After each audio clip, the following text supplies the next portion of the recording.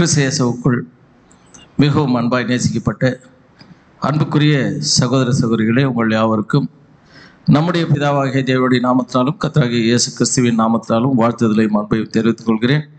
அதே நேரத்தில் அடியேன் சார்ந்திருக்கும் வேலூர் சபையாரின் கிறிஸ்துக்குள்ளான அன்பையும் வாழ்த்துதலையும் இந்த நேரத்திலே நான் உங்களுக்கு தெரிவித்துக் கொள்கிறேன். நீங்களும் உங்களுடைய அன்பின் வாழ்த்துக்களை தெரிவிக்கும் பட்சத்தில் நாங்கள் அங்கே அவர்களுக்கு உங்களுடைய அன்பின் வாழ்த்துக்களை நாங்கள் தெரிவிப்போம். நாம் பாடத்திற்குள் செல்லலாம்.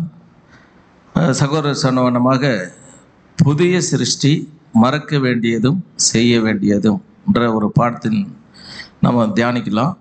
நம்ம இதை கொஞ்சம் இன்ட்ராக்ட் பண்ணி, என்னென்னா எல்லாருமே பேசினா தான் சப்ஜெக்ட் எப்படி இருக்கும், கொஞ்சம் ஹெல்த்தியாக இருக்கும். நான் மட்டும் பேசினேன்னு போனோம்னு வச்சுக்கோங்க, உங்களுக்கு ரொம்ப கஷ்டமாக இருக்கும், டைம் ரொம்ப போராக போகும்.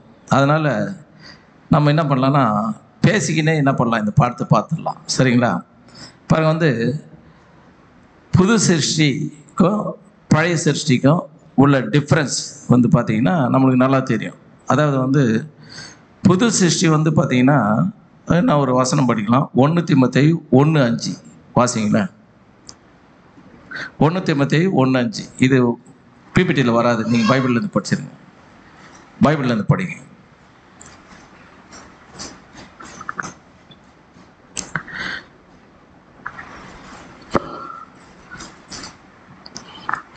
கற்பனையின் 1 தீமோத்தேயு 1:5 கற்பனையின் பொருள் என்னவெனில், கற்பனையின் பொருள் என்னவெனில், சுத்தமான இருதயத்திலும் நல் மனசாட்சியிலும் மாயமற்ற விசுவாசத்திலும் பிறக்கும் அன்பே. அப்போ புது சிருஷ்டியினுடைய அன்பு எப்படிப்பட்டதுன்னா, இப்படிப்பட்ட அன்பு. கற்பனையின் பொருள் என்னவெனில் ஆரம்பிக்கிறாரு. கற்பனைனா என்னங்க? கற்பனைனா என்ன? கொஞ்சம் சத்தமா சொல்லுங்க.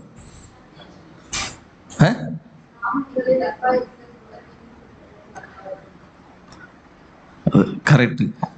கற்பனைன்றதுக்கு வசனத்தின் அடிப்படையில் 1 யோவான் 2:7 படிங்க. 1 யோவான் 2:7.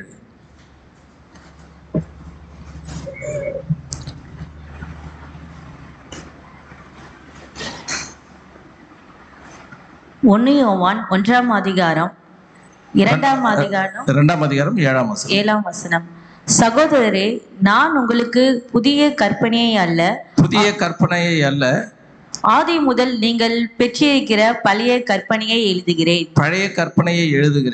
அந்த பழைய கற்பனை நீங்கள் ஆதி முதல் கேட்டிருக்கிற வசனம் தானே. டோட்டலா பைபிள்ல இருக்கிற வசனம் எல்லாம் கற்பனைன்னு சொல்றாரு.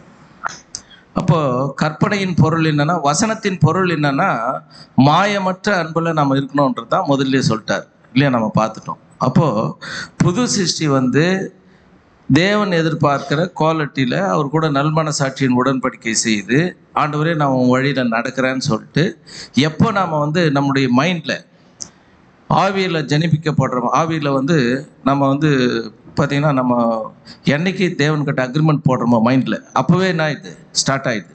அதை நம்ம பேப்டிஸ்டில் அடையாளப்படுத்துகிறோம். அதுதானே கரெக்டு? இப்போது அந்த மாதிரி நம்ம புது சிருஷ்டிகளாக இருக்கிற நம்ம மறக்க வேண்டியது, ஏன்னா நம்மளுக்கு பழைய நம்ம ஆவியில் ஜனிப்பிக்கப்பட்ட பின்னாடி ஒரு வாழ்க்கை ஸ்டார்ட் ஆகுது. ஆவியில் ஜனிப்பிக்கப்படுறதுக்கு முன்னாடி சத்தியத்தை கேட்டு நாம் தேவன் வழியில் நடக்கிறோன்றதுக்கு முன்னாடி ஒரு வாழ்க்கை இருக்குது. இப்போது எதை மறக்கணும், எதை செய்யணும்ன்றதை தான் நம்ம அனலைஸ் பண்ணி பார்க்க போகிறோம். பார்த்திங்கன்னா நார்மலாக நம்ம ஹியூமன் நேச்சர் என்னான்னு பார்த்திங்கன்னா, செய்ய வேண்டியதை செய்ய மாட்டோம்,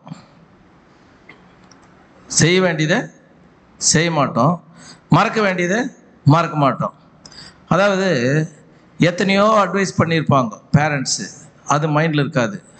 எதனா ஒன்று திட்டிருப்பாங்க, அது ஒரு 20 வருஷம் பொறுத்து கூட ஞாபகம் இருக்கும். நீ அன்றைக்கி இந்த மாதிரி சொன்ன இல்லை என்ன, கரெக்டாக? ஆனால் நல்லது சொல்கிறதெல்லாம் அடுத்த செகண்ட் என்ன ஆகும், ரேஸ் ஆகிடும். ஏன்னா இது இஸ்ரேல் ஜனங்கிட்ட நம்ம அப்படியே பைபிள்லேயே எக்ஸாம்பிள் பார்க்கலாம். தேவன் எவ்வளோ நன்மையை செஞ்சார், எதையுமே மைண்டில் வைக்கல. ஆனால் அவர் கொடுத்த பனிஷ்மெண்ட்டை மட்டும் ஞாபகம் வச்சுருந்தாங்க அவங்க, இல்லையா? பாருங்க வந்து அந்த மாதிரி யோசித்து பாருங்க. நாம் நார்மலாக மனுஷனுக்கு இருக்கலாம் அந்த மாதிரி ஹேபிட்டு. ஆனால் புது சிருஷ்டி என்ன பண்ணுன்னா, மறக்க வேண்டியதை மறந்துடணும், செய்ய வேண்டியதை செய்யணும். பழைய சிருஷ்டி அது மறக்குதோ இல்லையோ, அது வந்து சிலுவையில் என்ன ஆயிடுதுன்னா மறிச்சிருது. நம்ம எப்போ உடன்படிக்கை பண்ணுறோமோ அப்போ என்ன ஆயிடுது, அது மறிச்சிருது. அதுக்கப்புறம் நம்ம என்ன பண்ணுறோம், தேவனுக்கு பிரியமாக நடக்கலான்னு ஒரு முடிவு பண்ணுறோம். முடிவு பண்ணும்போது இப்போ நம்மளுக்கு வந்து ஏற்கனவே ஒரு குடும்பம் இருந்துச்சு, மாம்சிக குடும்பம். அதில் வந்து பார்த்திங்கன்னா ஒரு சமாதானம் இருக்காது, வேஷம் இருக்கும், அன்பில்லாதனம், ஒரு அன்பில் கூட ஒரு வேஷம். அதாவது வந்து ஒரு சுயநலமான அன்பு இருக்கும். அதுதானே உண்மை. ஒரு எதிர்பார்ப்போட கூடிய அன்பு தான் இருக்குமே தவிர, அப்படியே நான் உனக்காக என் உயிரை கொடுக்குறேன்ற அளவுக்கு அன்பெல்லாம் அங்கே இருக்காது. எதனா ஒன்று சொல்லிட்டா என்ன பண்ணுவாங்க, உடனே அந்த அன்பு போயிடும் டக்குன்னு. அப்போது மாம்சீக குடும்பம் அது. ஆவிக்குரிய குடும்பம் பார்த்திங்கன்னா எல்லா சகிப்புத்தன்மையும் பொறுமையும் நமக்கு வந்து தேவன் எதிர்பார்க்கிற எல்லா குணலட்சணமும் ஆவிக்குரிய குடும்பத்தில் இருக்கும். இப்போது மாம்சீக குடும்பத்தில் வந்து பார்த்தீங்கன்னாக்கா உங்களுக்கு வந்து அது வந்து பழைய வாழ்க்கை, அது சுய விருப்பத்தோடு வாழறது. ஆனால் ஆவிக்குரிய குடும்பத்தில் நம்ம வரும்போது நாம் தேவனுடைய விருப்பத்தை நிறைவேற்றணும். இதுதான் நம்ம வந்து தேவன் நம்மக்கிட்ட எதிர்பார்க்குறது. புது சிருஷ்டி செய்ய வேண்டியது மறக்க வேண்டியதுன்னா, பழைய வாழ்க்கையில் நம்ம பழைய குடும்பத்தில் நம்ம வாழும்போது நமக்கு இருந்த எல்லா ஹேபிட்டு அச்சீவ்மெண்ட்டு இப்போ நம்ம என்ன பண்ணோம்னா, ஒரு பழைய வாழ்க்கையில் ஒரு கோல் வச்சுருப்போம், எப்படியானா இந்த வாழ்க்கையில் முன்னேறணும்னு சொல்லிட்டு, இல்லையா? முன்னேறணுன்ற மோட்டிவேஷன் எல்லாருக்குமே இருக்கும். நம்ம வந்து முன்னேறி என்ன பண்ண போகிறோம், கடைசியாக ஒரு டாக்டர், என்ஜினியர், சயின்டிஸ்ட் 3 பேருமே என்ன பண்ணுவாங்க, மறிச்சிருவாங்க. முன்னேற்றத்தினுடைய ரிசல்ட் என்னன்னா 0. அதுக்கே நம்ம எவ்வளோ எஃபர்ட் போடுறோமே. நாம் வந்து இப்போ நாம் வந்து ஆவிக்குரிய ஒரு குடும்பத்தை நம்ம வந்து ஸ்டார்ட் பண்ணும்போது இந்த ஆவிக்குரிய குடும்பத்தில் நமக்கு ஒரு கோல் இருக்கணும், இல்லை? அந்த கோல் என்னன்னா ஜீவன், இல்லையா? ப்ரைஸ் வந்து ஜீவன், லக்கு வந்து நம்ம அடையணும். லக்கு அடைஞ்சிட்டா ஜீவனை வாங்கிடலாம். இப்போது மாம்சீக குடும்பத்தில் நம்ம வந்து பழைய வாழ்க்கையில் நம்ம வாழும்போது நமக்கு இருக்கிற கோலுக்காக நாம் வந்து பயங்கரமான எஃபர்ட் போடுவோம். ஆனால் ஆவிக்குரிய குடும்பமாக மாறிட்ட பின்னால் அந்த அளவுக்கு எஃபர்ட் போட்டால் போதுமா, அதை விட இதுக்கு அதிகமாக போடணுமா? அதிகமாக தான் போடணும். ஏன்னு கேட்டால் அதில் வந்து ரிசல்ட்டு மரணம், இதில் வந்து ரிசல்ட்டு ஜீவன். அப்போது ஜீவனுக்கு போகிற வாழ்க்கைக்கு நாம் போடுற எஃபர்ட் என்ன பண்ணணும்னா ரொம்ப அதிகமாக போடணும். அதனால தான் மறக்க வேண்டியதை மறந்துடணும், செய்ய வேண்டியதை செய்யணும். அப்படி இல்லைன்னா புது சிருஷ்டியாக இருக்காது. இப்போ நாம் புது சிருஷ்டியாக இருக்கணும்னா மறக்க வேண்டியதை மறந்துடணும், செய்ய வேண்டியதை செஞ்சிடணும். அதனால தான் அப்போஸ்தலர் பவுல் பார்த்திங்கன்னா ரொம்ப இந்த ட்ரூத்துக்கு வந்த புதுசில் எனக்கு ரொம்ப என்னை வந்து பாதித்த ஒரு, அதாவது வந்து என்னை என்கரேஜ் பண்ண ஒரு வசனம் பாருங்கள், படிக்கலாம். பிலிப்பியர் 3:13-14. பிலிப்பியர் 3ஆம் அதிகாரம் 13 முதல் 14ஆம் வசனம். சகோதரரே, அதை பிடித்து கொண்டென்று நான் எண்ணுகிறது இல்லை, ஒன்று செய்கிறேன், பின்னானவைகளை மறந்து முன்னானவைகளை நாடி கிறிஸ்து இயேசுக்குள் தேவன் அழைத்த பரம அழைப்பின் பந்தய பொருளுக்காக லக்கை நோக்கி தொடர்கிறேன். பாத்தீங்களா? அதாவது வந்து பின்னானவைகளை மறந்து முன்னானவைகளை நாடி. அப்போ பழைய வாழ்க்கையும் அந்த பழைய மாம்சீக சிந்தனையும் சுய சிந்தையும் எல்லாத்தையும் மறந்துட்டு இப்போ புதிய வாழ்க்கையை நான் ஸ்டார்ட் பண்ணிக்கிறேன், இல்லையா? புது சிருஷ்டியா புது ஆவிக்குரிய குடும்பத்தை நான் ஸ்டார்ட் பண்ணிக்கிறீங்களா? இந்த ஆவிக்குரிய குடும்பத்துக்கு தேவையானதை நான் என்ன பண்ணுறேன்னா நாடி கிறிஸ்து இயேசுவுக்குள் தேவன் அழைத்த பரம அழைப்பின் பந்தய பொருளுக்காக லக்கை நோக்கி தொடர்கிறேன். இதுதான் இவங்களுடைய கோல் அச்சீவ்மெண்ட்டாக இருக்கணும். அப்போ தான் நம்ம வந்து என்ன பண்ண முடியும்னா அந்த புது சிருஷ்டியுடைய லக்கை நம்ம அடைய முடியும். நம்ம அந்த ஆவிக்குரிய குடும்பத்தில் நம்ம வந்து ரொம்ப ஃப்ளரிஷாக இருக்கிறோம், செழிப்பாக இருக்கிறோம்ன்றத தேவன் என்ன பண்ணார், பார்த்து சந்தோஷப்படுவார். பாருங்கள், வந்து கொலோசியர் 3:9-10. கொலோசியர் 3ஆம் அதிகாரம் 9 முதல் 10ஆம் வசனம் வரை. ஒருவருக்கொருவர் பொய் சொல்லாதிருங்கள்.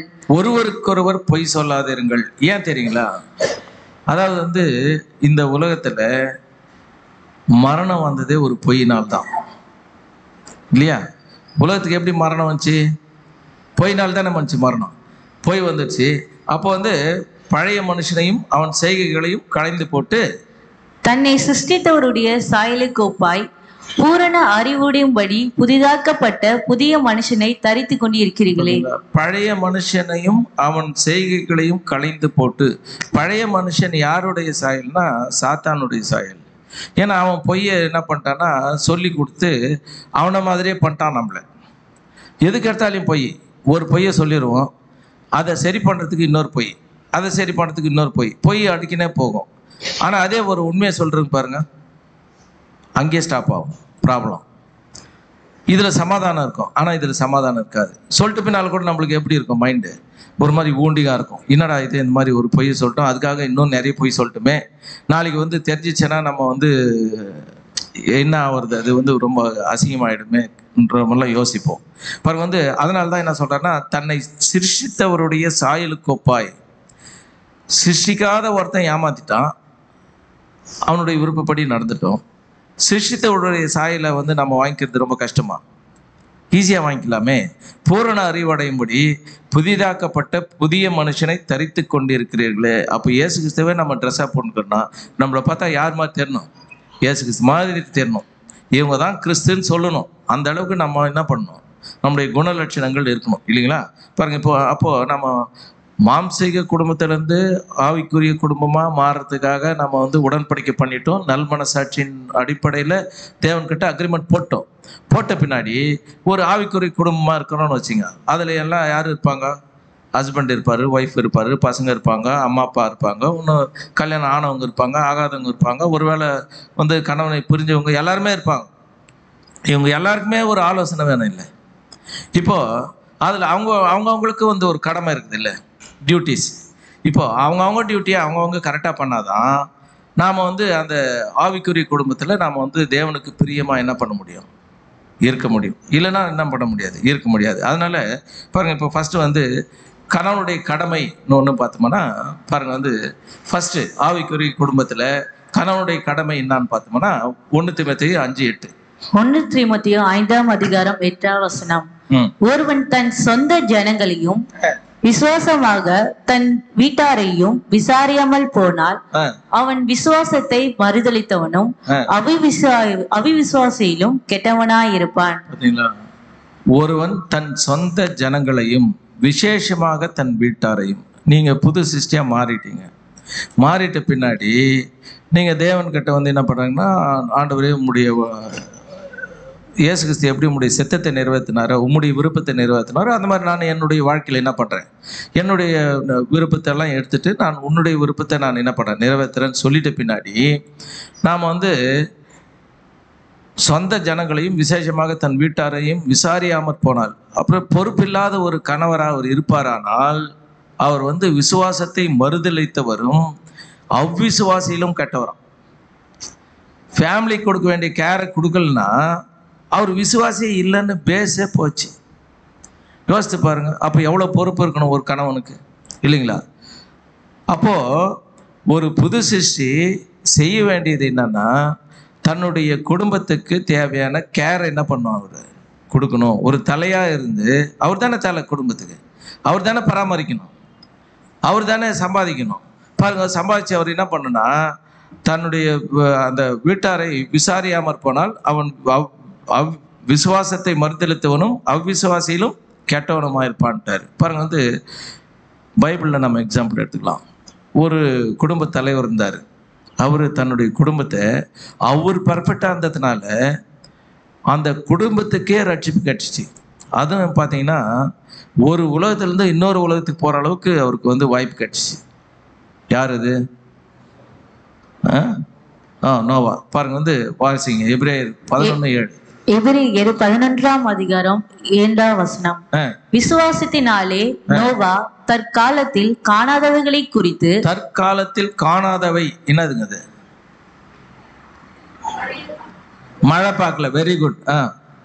எச்சரிப்பு பெற்று மழை வருதுன்னு எச்சரிப்பு பெற்று பயபக்தி உள்ளவனாகி. பயபக்தி உள்ளவன். இப்போ நம்ம வந்து ரிசர்ச், நம்ம வேத மாணவர்கள் ஆராய்ச்சி பார்க்குறவங்க தற்காலத்தில் காணாதவைகளை குறித்து படிச்சுன்னு போயினே இருந்துட்டுமானா அதுக்கு என்ன ஆகும்? மீனிங் தெரியாமல் போயிடும். ஒவ்வொன்றத்தையும் படிக்கும்போது அதை வந்து எதை பற்றி சொல்ல வராருன்றதை நம்ம என்ன பண்ணோம், அனலைஸ் பண்ணி பார்த்தா தான் நாம் உண்மையான வேத மாணவர்களாக இருக்க முடியும். இல்லைன்னா என்ன பண்ணுவோம்னா பழைய மாதிரியே இருந்துருவோம். அதனால தான் நம்ம வந்து கொஸ்டின் பண்ணுறோம். அதனால் டக் நீங்கள் உண்மையிலே எல்லாருக்கும் பதில் தெரியும், ஆனால் யோசிச்சா சொல்லிடலாம். நீங்கள் என்ன பண்ணுறீங்கன்னா அமைதியாக உட்காருறீங்க கொஞ்சம். சொல்லுங்க, படிங்க. தன் குடும்பத்தை ரட்சிப்பதற்கு பேழையை உண்டு பண்ணினான், அதனாலே அவன் உலகம் ஆக்கினிக்குள்ளானது என்று தீர்த்தது. விசுவாசத்தில் உண்டாகும் நீதிக்கு சுதந்திரவாளி ஆனான். பாத்தீங்களா? காணாதவர்கள் குறித்து தேவ எச்சரிப்பு பெற்று பயபக்தி உள்ளவனாகி தன் குடும்பத்தை ரட்சிப்பதற்கு. யாரை ரட்சிக்கிறதுக்கு? குடும்பத்தை குடும்பத்தில் வந்தவங்க எல்லாம் பர்ஃபெக்டா இருந்தாங்களான்னு பார்த்தா தேவன் என்ன அட்ரஸ் பண்ணுவார்னா, நோவா தன் காலத்தில் வாழ்ந்தவர்களுக்குள்ளே இப்படி இருந்தாருன்னு சொல்லுவார், லிஸ்ட் போடுவார். நீதிமான் ஆந்துக்கிறாரு, உத்தமன் ஆந்துக்கிறாரு இல்லையா? அப்படி இருக்கும்போது இவர்னால தன்னுடைய குடும்பத்துக்கே ரட்சிப்பு கிடைக்குது. கிடைச்ச பின்னாடி பாருங்க வந்து அதனாலே அவன் உலகம் ஆக்கினைக்குள்ளாதனது என்று தீர்த்து உலகமே அழியும் போது இந்த ஃபேமிலி மட்டும் செகண்ட் வேர்ல்டுக்கு வருது. அப்படின்னா எப்படியாப்பட்ட வந்து ஆசீர்வாதத்துக்கு சுதந்திரவாளி ஆகுறார் பாருங்க அவர். இந்த மாதிரி தான் இப்போ நாம ஆவிக்குரிய குடும்பத்தில் ஒரு கணவன் பர்ஃபெக்டாக இருந்தாருன்னா இவருடைய டோட்டல் குடும்பத்தையும் செகண்ட் வேர்ல்டுலேருந்து தேர்ட் வேர்ல்டுக்கு ட்ரான்ஸ்ஃபர் ஆகிடலாம். ஆகலாமா? ஆக முடியாதா? தாராளமாக போகலாமே. இப்போது இந்த உலகத்தில் எவ்வளோ பேர் வாழறாங்க, ஃபர்ஸ்ட் வேர்ல்டில் வாழ்ந்தாங்க. அவங்கள விட தேவனுக்கு பிரியமாக வாழ்ந்தவர் நோவா. அதே மாதிரி 800 கோடி ஜனங்களில் நாம் வந்து தேவன் எதிர்பார்க்கிற அந்த கேரக்டரை காமிச்சிட்டோம்னா செகண்ட் வேர்ல்டுலேருந்து தேர்ட் வேர்ல்டுக்கு அவர் போன மாதிரி என்ன பண்ணிடலாம், தாராளமாக போயிடலாம் இல்லைங்களா?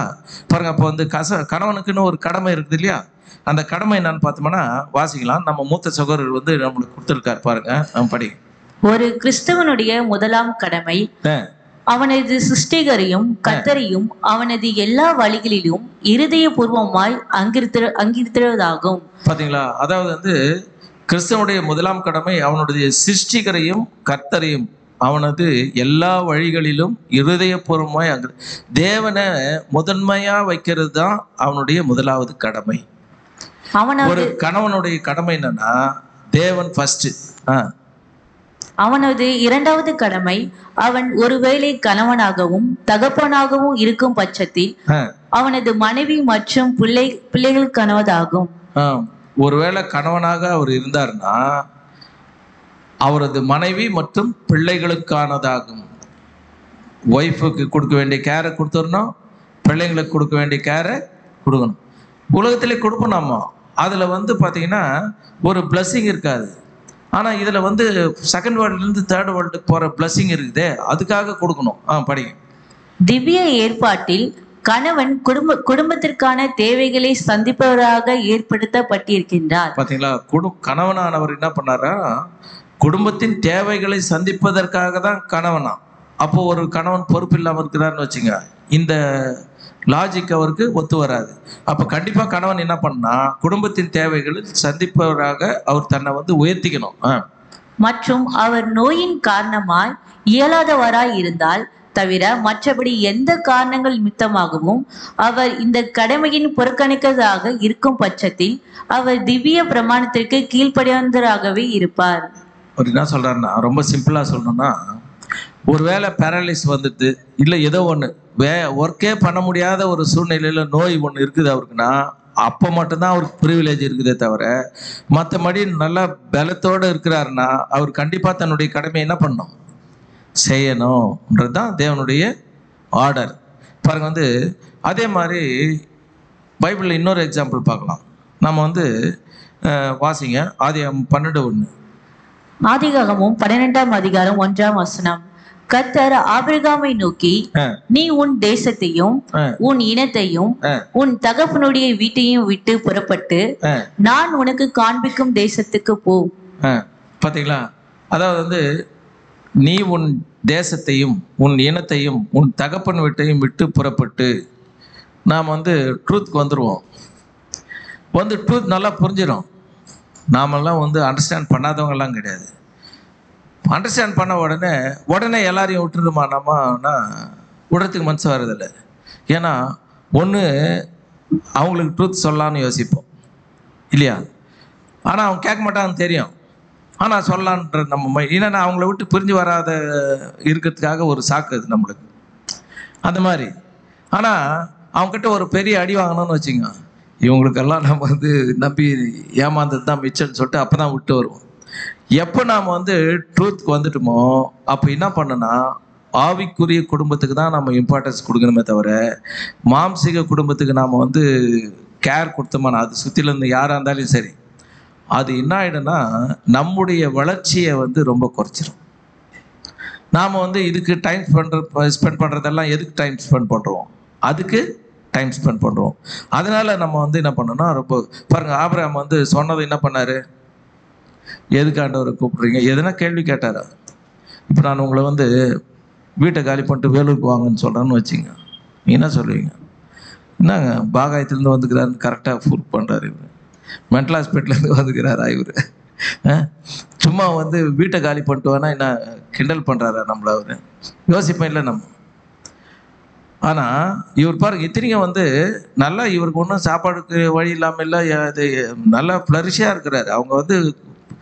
அவங்க அப்பா அந்த விக்கிரக தோப்பெல்லாம் இது வச்சு நல்லா ஏர்ன் பண்ணியிருந்தவர், நல்லா ரிச் மேன் இவர். ஆனால் இவர் சொன்னாரேன்ற இவர் கூப்பிடுறாருன்னா இவர் கண்டிப்பாக நம்மளை ஆசீர்வதிக்குவார்ன்ற ஒரே ஒரு நம்பிக்கை, விசுவாசம். அதனால தான் ஒரு விசுவாசத்தின் தகப்பனானார். அப்படி இருந்தும் என்ன பண்ணாருன்னா ஷிஃப்ட் ஆனார். அதே மாதிரி தான் நம்ம என்ன பண்ணோம் தெரியுங்களா? இந்த பழைய வாழ்க்கையிலேருந்து புதிய வாழ்க்கைக்கு ஆபிரகாம் மாதிரி ஷிஃப்ட் ஆகிடணும். இனத்தையும் தேசத்தையும் உன் தகப்பனுடைய வீட்டையும் விட்டு புறப்பட்டு. இதை புறப்படலைன்னா நம்ம ஆபிரகாமுடைய விசுவாசம் நமக்கு இல்லைன்ற மாதிரி ஆகிடும். அப்போ நம்ம என்ன பண்ணோம்? நமக்கு சத்தியம் கிடைச்சதும் ஆபிரகாமுடைய கேரக்டர் நமக்குள்ளே வந்துடணும். அப்போ நான் ஏன்னா விசுவாச மார்க்கத்தாரே ஆபிரகாம் என்று உங்களுடைய பிள்ளைகள் என்று அறியர்களான்றார். அப்போ நம்ம என்ன பண்ணோம்? எல்லாத்தையும் விடணும் இல்லை. பாருங்க வாசிங்க 17:18. அப்பொழுது கர்த்தர் ஆபிரகாம் பெரிய பலத்த ஜாதியாதினாலும் அவனுக்குள் பூமியிலுள்ள சகல ஜாதிகளும் ஆசீர்வதிக்கப்படுவதினாலும் நான் செய்ய போகிறதை ஆபிரகாமுக்கு மறைப்பேனோ. யார் ஒருத்தர் தேவன் மேல விசுவாசம் வச்சிருக்காங்களோ அவங்களுக்கு அவருடைய பிளான் மொத்தம் என்ன பண்றாரு? அவரு சொல்லிடுவார். இப்போ இந்த உலகத்துல தேவனுடைய பிளான் யாருக்கான தெரியுமா? தெரியாது. நமக்கு தெரியும். எப்படி தெரியும்? பாருங்க, ஆபிரகாம் கொடுத்த அந்த உடன்படிக்கையை நம்ம வரலாம் அவர் நிறைவேற்றின்னு வர்றாரு. அப்போ பாருங்க இப்போ குடும்பம்னு வந்துடலாம். இப்போ ஒரு குடும்ப தலைவர் எப்படி இருக்கணும்னா ஒரு நோவா மாதிரியும் ஆபிரகாம் மாதிரியும் தன்னுடைய குடும்பத்தை தேவனுக்கு எப்போ தேவன் ஒரு வார்த்தையை சொல்கிறாரோ அதுக்கு கீழ்ப்படியக்கூடிய அளவுக்கு நம்ம என்ன பண்ணோம்னா நம்ம மைண்டை ஃபுல்லாக சரண்டர் பண்ணிடணும். அப்படி சரண்டர் பண்ணும்போது தேவன் ஒரு ஆர்டர் வச்சுக்கிறாரு அந்த ஆவிக்குரிய குடும்பத்துக்கு. அது என்ன ஆர்டர்னா நமக்கு நல்லா தெரியும். எபேசியர் 5:23. எபேசியர் 5:23. சபைக்கு தலையாக கிறிஸ்து இருக்கிறார். சபைக்கு தலையாரு? கிறிஸ்து இருக்கிறார். மனைவியின் தலையாக இருப்பது கணவன்தான்.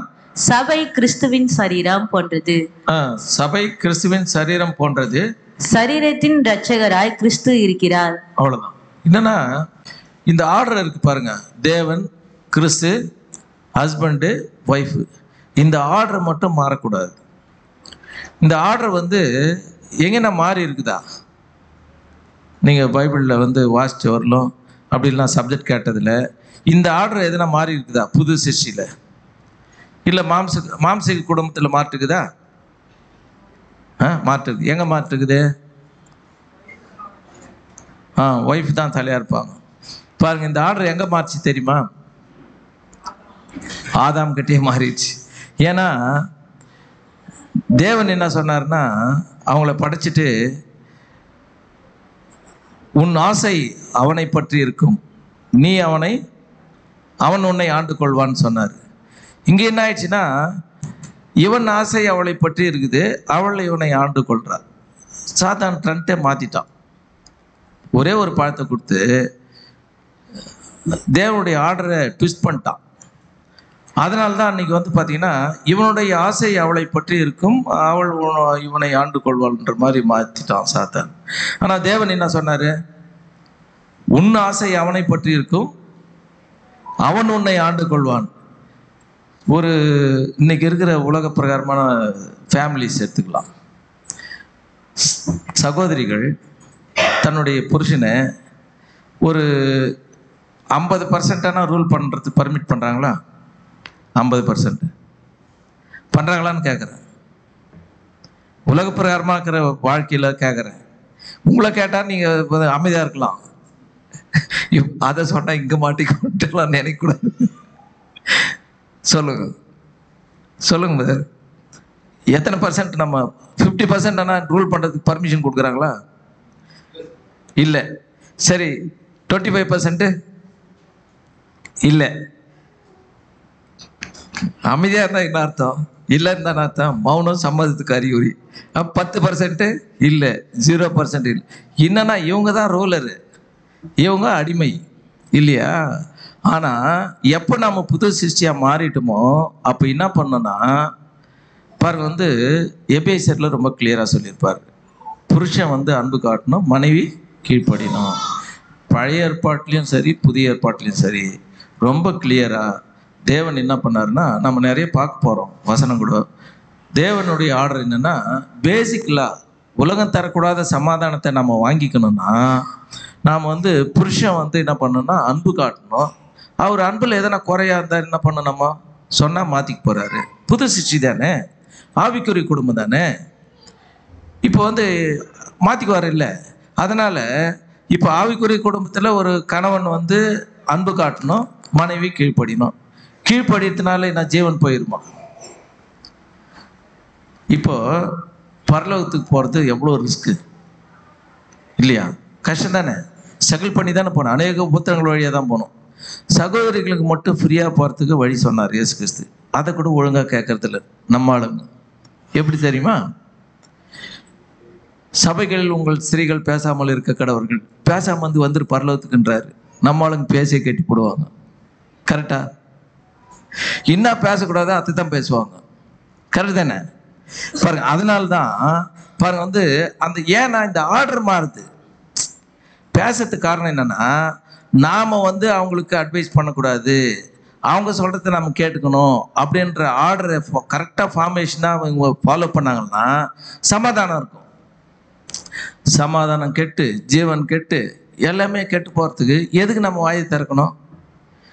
பிரதர்ஸ் வந்து ஒழுங்காக பேசலாம், அதுக்கு தகுந்த பனிஷ்மெண்ட்டை தேவன் கொடுக்க போகிறாரு. நீங்கள் என்ன பண்ணலாம்? ப்ரேயர் பண்ணலாம். இல்லைப்பா இப்படி இல்லை இப்படி தானே நீங்கள் சொல்கிறது சத்தியத்தின் அடிப்படையில் பொருந்தாதேன்னு சொன்னால் கேட்க போகிறாரு. ஆனால் நாம் வந்து சொல்கிறது இவர் கேட்கலன்னா ரொம்ப ஓவராக போயிடுவார் அப்படின்னு நினச்சோம்னா அங்கே என்ன ஆகிடும்? நம்ம புது சிருஷ்டின்ற அந்த ஸ்தானத்தை நம்ம இழந்துட வேண்டியதாக்கும். அதனால்தான் தேவன் வந்து இந்த ஆர்டரை கொடுத்துக்கிறார் நம்மளுக்கு. பாருங்க வந்து வாசிக்கலாம். எபேசியர் 5:25 29 வரலாம். எபேசியர் 5ஆம் அதிகாரம் 25 முதல் 29ஆம் வசனம். புருஷர்களே, உங்கள் மனைவிகளில் அன்பு கூறுங்கள், அப்படியே கிறிஸ்துவும் சபையில் அன்பு கூர்ந்து. சபையில் இயேசு கிறிஸ்து அன்பு கூறுற மாதிரி மனைவி கிட்ட புருஷன் அன்பு கூறணும். படிங்க. அப்படியே புருஷர்களும் தங்கள் மனைவிகளை தங்கள் சொந்த சரீரங்களாக பாவித்து அவர்களில் அன்பு கூற வேண்டும். அது எப்படிங்க? அது சொந்த சரீரங்களா பாவித்து அன்பு கூறுறதுன்னா என்ன சொல்லுங்க? சொந்த சரீரமா பாவித்து அன்பு கூறுறது, அது அந்த விழா எலும்பு எடுத்தாரு படிச்சாரு. இல்லை இல்லை, ப்ராக்டிக்கலாக கேட்குறேன் நான். ப்ராக்டிக்கலாக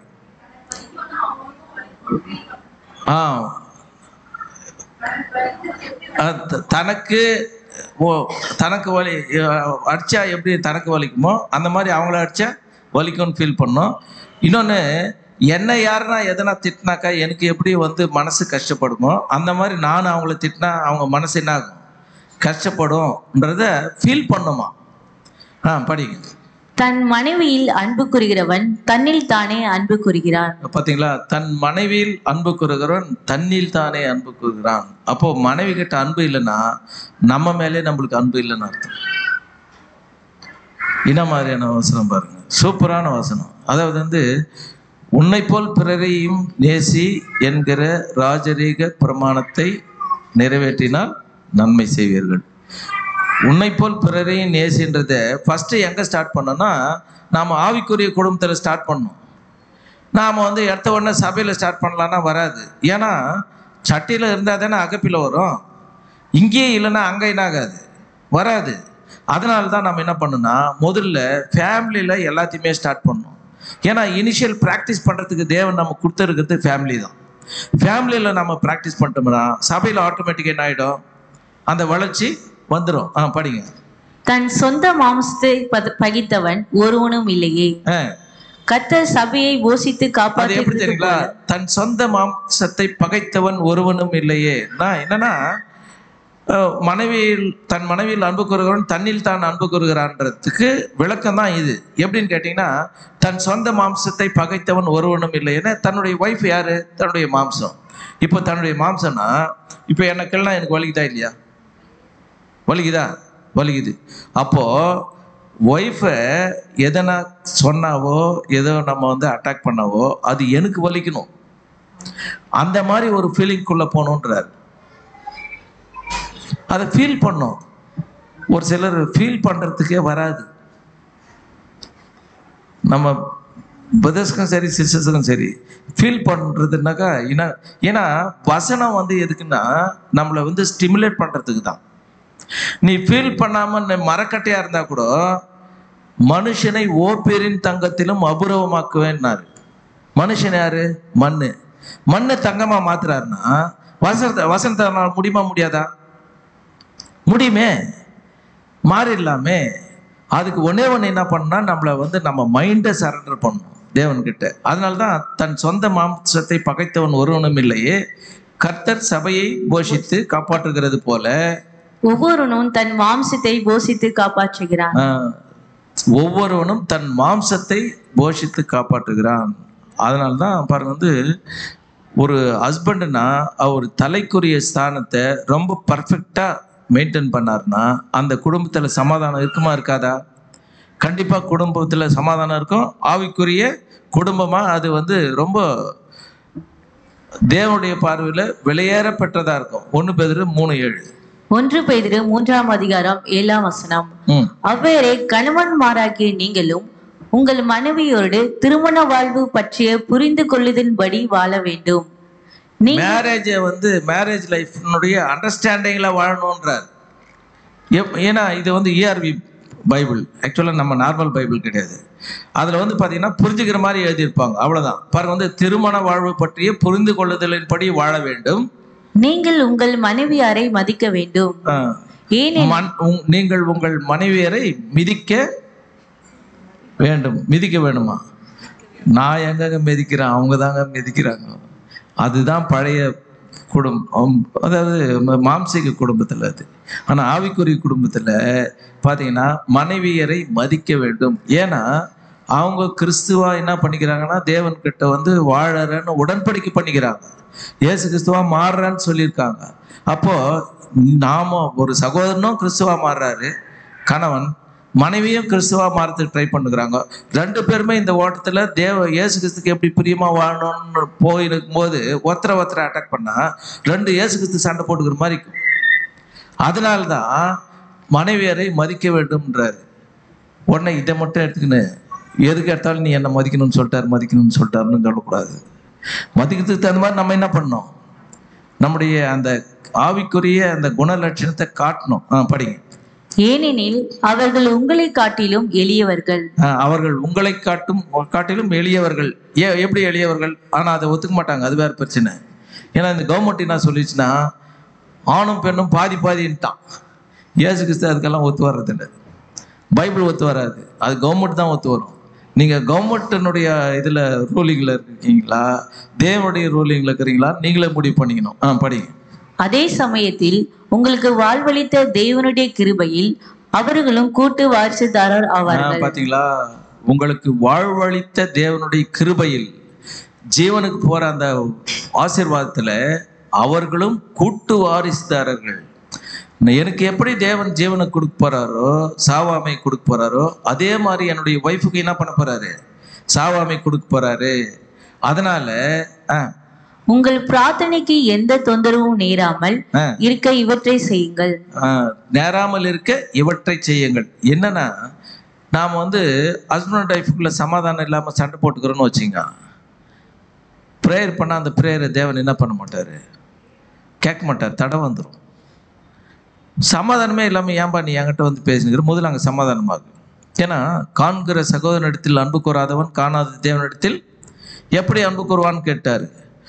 எனக்கு தேவன்கிட்ட அன்புக்குதுன்னு சொல்லிட்டு இங்கே சண்டை போட்டிருந்தோம்னா அது மாய்மாலை மாதிரி ஆகிடும். அதனால என்ன சொல்கிறேன்னா, பிரார்த்தனைக்கு எந்த தொந்தரவும் நேராமல் இருக்க இவற்றை செய்யுங்கள்ன்றார். அப்போ நம்ம ப்ரேயரை தேவன் பர்ஃபெக்டாக கேட்கணும்னு நாங்கள் ஒரு கணவன் அவர் என்ன பண்ணணும்னா, செய்ய வேண்டிய கடமையை ரொம்ப பர்ஃபெக்டாக செய்யணும். அவருக்குன்னு இருக்கிற பொறுப்புகளை அவரை நிறைவேற்றணும். அப்போ தான் அவர் என்ன பண்ணுவார்? தேவன் அவருடைய ஜபத்தை கேட்பார். இல்லைன்னா ஜபத்தை கூட கேட்க மாட்டாராம். பாபிலோனில் தான் நம்ம ஜபம் கேட்காம ஒரு 30-35 வருஷம் கிறிஸ்தவங்களாக வந்துட்டோம். இங்கே கேட்குற இடத்துல கூட நம்மளாக எடுத்துக்கினா நம்மளை யாராலையுமே காப்பாற்ற முடியாது. அதனால நம்ம என்ன பண்ணோம்? இந்த ரொம்ப நம்ம அந்த தேவன் எதிர்பார்க்கிற குணலட்சணத்தை நம்ம ரொம்ப பர்ஃபெக்டாக காட்டணும். பாருங்க, அடுத்தது அந்த ஆவிக்குரிய குடும்பத்தில் மனைவிக்குன்னு ஒரு சில கடமை இருக்குது இல்லை, அதை நான் பார்த்துடலாம். இப்போ கணவனுடைய கடமையை பார்த்துட்டோம். ரெண்டாவது மனைவியினுடைய கடமை என்னன்னு பார்த்தீங்கன்னா, எபேசியர் 5:22. எபேசியர் 5:22 மனைவிமார்களே, நீங்கள் கர்த்தருக்கு கீழ்ப்படிவது போலவே கணவனுக்கும் கீழ்ப்படியுங்கள். ஒரு புது சிருஷ்டி கர்த்தருக்கு கீழ்ப்படியுமா? கீழ்ப்படியாதா? கீழ்ப்படியும்.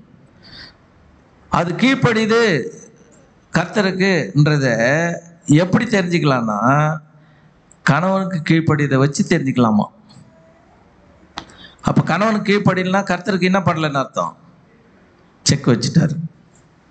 என்னங்க இது, இந்த வசனத்தை நாங்கள் கரெக்டாக தான் புரிஞ்சிருந்தோம், நீங்கள் மாற்றி மாற்றி புரிய வைக்கிறீங்க. கரெக்டாக பாருங்க, கர்த்தருக்கு கீழ்ப்படுகிறது போல கணவனுக்கும் கீழ்ப்படியுங்கள். அப்போ கணவனுக்கு கீழ்ப்படினா கர்த்தருக்கு கீழ்ப்படுகிறோன்னு அர்த்தம். கணவனுக்கு கீழ்ப்படினா கர்த்தருக்கு கீழ்ப்படியலைன்னு அர்த்தம்.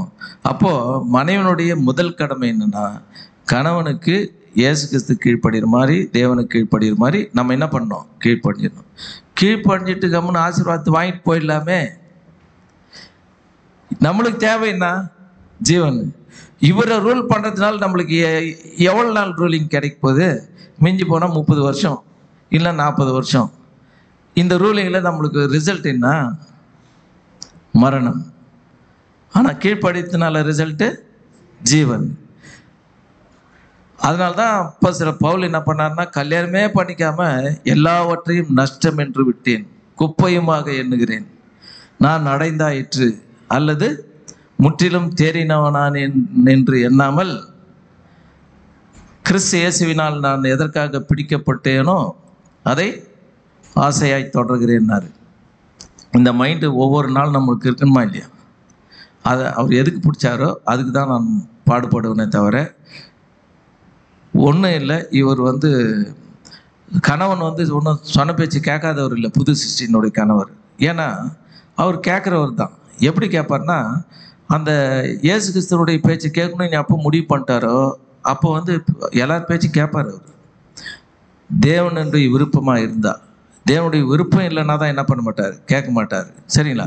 சரி, அடுத்த வசனம் போகலாம். பாருங்க, 1 பேதுரு 3:1-3. 1 பேதுரு 3:1 முதல் 3 வரை.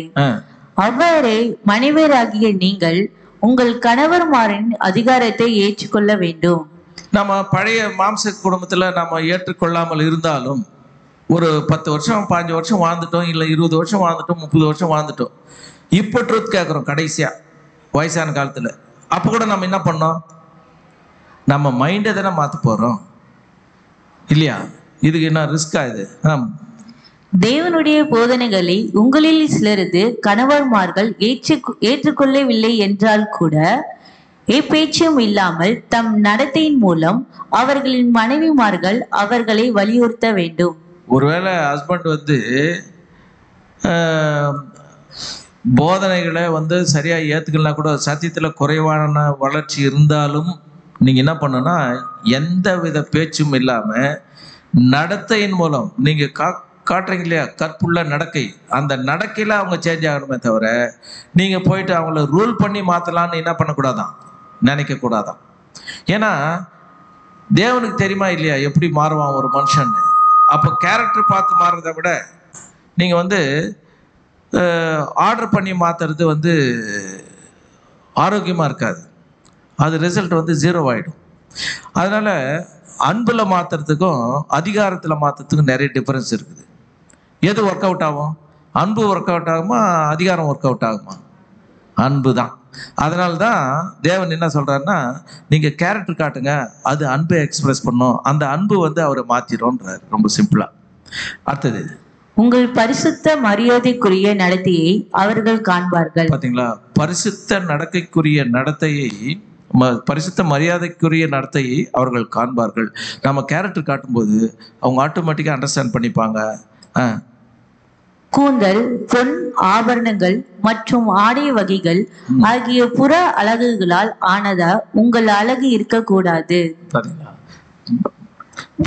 கூந்தல், பொன் ஆபரணங்கள் மற்றும் ஆடை வகைகள் ஆகிய புற அழகுகளால் ஆனதாக உங்கள் அழகு. ஆடை அழகுகள்ன்றது என்னன்னு கேட்டிங்கன்னா, புற அழகுகள் வந்து இப்போ ஒரு ஹஸ்பண்ட் வந்து நம்ம பழைய வாழ்க்கையில் நல்லா வந்து லக்ஸரியாக இருந்துப்போம், ஆவிக்குரிய குடும்பமாக மாறிடுச்சு. இப்போ சகோதரர் வந்து கூட்டின்னு போகிறாருன்னு வச்சுங்க. இப்போ நம்ம துணி கடைக்கு கூட்டின்னு போகிறாரு. கூட்டின்னு போயிட்டு ஒரு 20,000 சேரீ எடுத்துக்கலாம்னு சொல்லிட்டு சொல்கிறாரு. யார்? பிரதரு. உடனே சகோதரி என்ன சொல்லணும்? ஏன்பா என்னை என்ன பழைய மாதிரி நினச்சிட்டியா நீ? நாம் 2 பேரும் இப்போ வந்து ஆவிக்குரிய குடும்பத்தை நடத்துகிறோம். இந்த ஆவிக்குரிய குடும்பத்தில் தேவனுக்கு தான் நம்ம அதிகமாக வந்து சாக்ரிஃபைஸ் பண்ணணுமே தவிர இந்த மாதிரியெல்லாம் நம்ம என்ன பண்ணுவானா, வீணடிக்குவானான்னு சொல்லிட்டு என்ன இந்த மாதிரி நினச்சினுக்கிறியான்னு அவங்க சொல்லணும் இல்லையா? அப்போ தானே வந்து நம்ம வந்து ஆவிக்குரிய குடும்பத்தில் நம்ம மெம்பர்ஸ்ன்றதை ப்ரூஃப் ஆகும். இன்னும் 25,000க்கு 20,000க்கு எடுத்து கொடுக்குற, 25,000க்கு எடுத்து கொடுன்னா எப்படி இருக்கும்? 2 பேருமே ஆவிக்குரிய குடும்பத்தில் மெம்பர்ஸாக இல்லை, சும்மா வந்து மாயமாலம் பண்ணுக்கிறாங்கன்ற மாதிரி ஆகிடும். பாருங்க, வந்து 100 ரூபாய்க்கு வாங்கினாலையும் சேரீ தான், 1 லட்ச ரூபாய்க்கு வாங்கினாலையும் சேரீ தான். ஆனால் நம்ம மைண்டு எதை வந்து இச்சிக்குதுன்றது தான் தேவன் பார்ப்பார். சரியா? அப்போ நம்ம இந்த அழகு உங்களுக்கு அழகாக இருக்கக்கூடாதுன்னா எந்த அழகு இருக்குன்றது கூட நம்மளுக்கு நல்லாவே தெரியும். அதாவது புறம்பான அலங்கரிப்பு உங்களுக்கு அலங்காரமாக இராமல் மனதில் மறைந்திருக்கிற குணமே உங்களுக்கு அழகாக இருக்கணுன்றாரு. அப்போ அந்த சாந்தமும் அமைதலும் நமக்கு இருந்துச்சுன்னா அது தேவனுடைய பார்வையில் தேவன் பார்க்கும்போது அழகு. இப்போ மனுஷர் வந்து பார்க்கறதுக்கு அழகாக இருக்கிறதுக்கு தான் நம்ம மேக்கப் பண்ணுவோம். ஆனால் வந்து தேவன் பார்க்கறதுக்கு நம்ம மேக்கப் பண்ணணும்னா நம்ம குணத்தை தான் வந்து மேக்கப் பண்ணுமே தவிர முகத்தை மேக்கப் பண்ணுறதுனால ஒரு பிரயோஜனமும் தேவனுடைய பார்வையில் இல்லைன்றதை நம்ம அண்டர்ஸ்டாண்ட் பண்ணிக்கணும். புது அதாவது வந்து ஆவிக்குரிய குடும்பத்தில். அடுத்தது வந்து பார்த்தீங்கன்னா பாருங்க, வந்து வாசிங்க. எஸ்தர் 1ஆம் அதிகாரம் 22ஆம் வசனம். எந்த புருஷனும் தன் வீட்டுக்கு தானே அதிகாரியாக இருக்க வேண்டும். இதை வந்து ஆர்டராகவே அனுப்புவாங்க நாடு ஃபுல்லா. எதுக்கு இந்த இன்சிடென்ட் நடக்குதுன்னாக்கா, நம்மளுக்கு நல்லா தெரியும், ஒரு சகோதரி வந்து தன்னுடைய ஹஸ்பண்டுக்கு கீழ்ப்படியாமல் போனதுனால எந்த புருஷனும் தன் வீட்டுக்கு தானே அதிகாரியா இருக்க வேண்டும் என்று இதை அந்தந்த ஜனங்கள் அந்தந்த ஜனங்களுடைய பாஷையிலே பரிசுத்தம் பண்ண வேண்டும் என்றும் அந்தந்த நாட்டில் வழங்குகிற அச்சரத்திலும் அந்தந்த ஜாதியார் பேசுகிற பாஷையிலும் ராஜாவின் சகல நாடுகளுக்கும் கட்டளை எழுதி அனுப்பினார். பாத்தீங்களா? இப்போ ஏன்னா அந்த ஒரு ராஜாவினுடைய ஒய்ஃபே கீழ்ப்படியாமல் போயிட்டா நாட்டில் இருக்கிறவங்க ஒருத்தனை யாரும் என்ன பண்ண மாட்டாங்க, மதிக்க மாட்டாங்கன்றதுனால ஆர்டராகவே போடுறாங்க வஸ்திக்கு இல்லைங்களா? வஸ்தி அந்த மாதிரி பண்ணதுனால தான் எஸ்தருக்கு வாய்ப்பு கிடைச்சிச்சு. பாருங்க வந்து வஸ்தி மட்டும் பர்ஃபெக்டாக இருந்திருந்தாங்கன்னா எஸ்தர் உள்ள நுழைய வேண்டிய அவசியமே இல்லாமல் இருந்துக்கும் இல்லைங்களா? அப்போ பாருங்க, அப்போ எந்த புருஷனும் தன் வீட்டுக்கு தானே அதிகாரியாக இருக்க வேண்டும்னா ஏன் இந்த முகாந்திரம் வருதுன்னா அந்த சகோதரி கீழ்ப்படியாமல் போனதுனால தான். இப்போ பாருங்க வந்து அப்போ ஆவிக்குரிய குடும்பத்தில் ஒரு சகோதரி கணவனுக்கு கீழ்ப்படியவராக இருக்கணும், கணவன் அன்பு காட்டுறவராக இருக்கணுன்ற அந்த லாஜிக்கை நம்ம வந்து பர்ஃபெக்டாக யூஸ் பண்ணணும். பழைய ஏற்பாட்டிலையும் எப்படி இருக்கு. அதே நேரத்தில் பார்த்தீங்கன்னா ஒரு சண்டை போடுற ஸ்திரீ ஒருத்தர் இருக்கிறாங்கன்னு வச்சுங்க, அது எப்படி இருக்கும்? ஃபேமிலியில் சமாதானத்தை ஒரு இருக்குமா? பாருங்க, படிங்க. நீதிமொழிகள் 9ஆம் அதிகாரம் 13ஆம் வசனம்.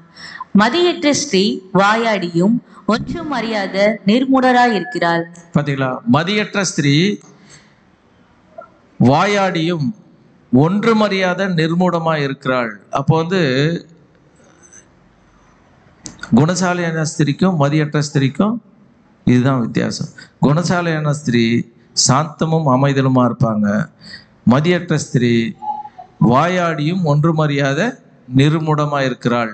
ஒரு புது சிருஷ்டியினுடைய ஒரு குடும்பத்தில், ஒரு ஆவிக்குரிய குடும்பத்தில் ஒரு சகோதரி வாயாடியா இருந்தாக்கா அவங்கள தேவன் என்னென்ன அட்ரஸ் பண்ணுறாரு? மதியற்ற ஸ்திரீனார். அப்போ இந்த பேரை நம்ம வாங்கலாமா? அப்பா கிட்ட என் மக வந்து சாந்தம் உள்ளவள், அமைதி உள்ளவள் அப்படின்னு தான் நம்ம அப்பா என்ன பண்ணோம், நம்மளை சொல்லணும். நாம் இந்த பேர் வாங்கலாமா? பாருங்கள், அதனால தான் சாலமோன் வந்து அவ்வளோ பேரை கல்யாணம் பண்ணிக்கின்னு ஒரு இதே நீதிமொழிகளில் சொல்லியிருப்பார், ஒரு சண்டை போடுற ஒய்ஃபோட வாழத்தை விட வனாந்தரத்தில் குடியிருப்பது மேல்னுவார். காட்டில் போய் என்ன பண்ணலாமா, இருந்துடலாம் சொல்லியிருப்பார். பாருங்க, யோசித்து பாருங்க. அப்போ வந்து சாலமோனுக்கே அந்த நிலைமைனா நம்ம சகோதரர்களுக்கெல்லாம் எந்த இப்போல்லாம் காடு இல்லை, அது வேறு பிரச்சனை. பாருங்க வந்து அப்போது நம்ம குணசாலியான ஸ்திரியாக இருக்கிறதுக்கு தான் ஒரு புது சிருஷ்டி ட்ரை பண்ணணுமே தவிர மதியற்ற ஸ்திரியாக இருக்கக்கூடாது. அதே நேரத்தில் நம்ம வாயை திறந்தா எப்படி திறக்கணும் தெரியுங்களா? பழைய நம்ம இப்போ புதிய ஏற்பாட்டிலே நம்மளுக்கு நல்ல எக்ஸாம்பிள்ஸ் இருக்குது. பாருங்க வந்து வாசிக்கலாம். அப்போஸ்தலர் 18:26. அப்போஸ்தலர் 18ஆம் அதிகாரம் 26ஆம் வசனம். அப்போலோ ஜெப ஆலயங்களில் துணிவாக பேசத் தொடங்கினான். பார்த்தீங்களா? அப்போலோ வந்து ஜெப ஆலயங்களில் துணிவா பேச தொடங்குறார் அவருடைய ஊழியத்துக்காக. ஒவ்வொரு முறையும் அவன் துணிவுடன் அதை செய்தான். அவன் பேசுவதை பிரிசில்லாவும் ஆக்கிலாவும் கேட்டனர். அவர்கள் அவனை தங்கள் வீட்டுக்கு அழைத்து சென்று தேவனுடைய வழியை இன்னும் துல்லியமாக அறிய உதவினார்கள். பாத்தீங்களா? இன்னும் இவர் வந்து அப்போலோ வந்து ரொம்ப எக்ஸலண்டா பேசுறதுக்கு இவங்க ஹெல்ப் பண்ணாங்களாம். தேவனுடைய பிளானை இவங்க எந்த அளவுக்கு ரிசீவ் பண்ணி வச்சிருந்தா அதை அவங்களுக்கு சொல்லி கொடுத்துருப்பாங்க. பாருங்க, வாயை திறந்தா மற்றவங்களை என்கரேஜ் பண்றதுக்கும் மற்றவங்களை வளர்க்கறதுக்கும் தான் நம்ம பேசணுமே தவிர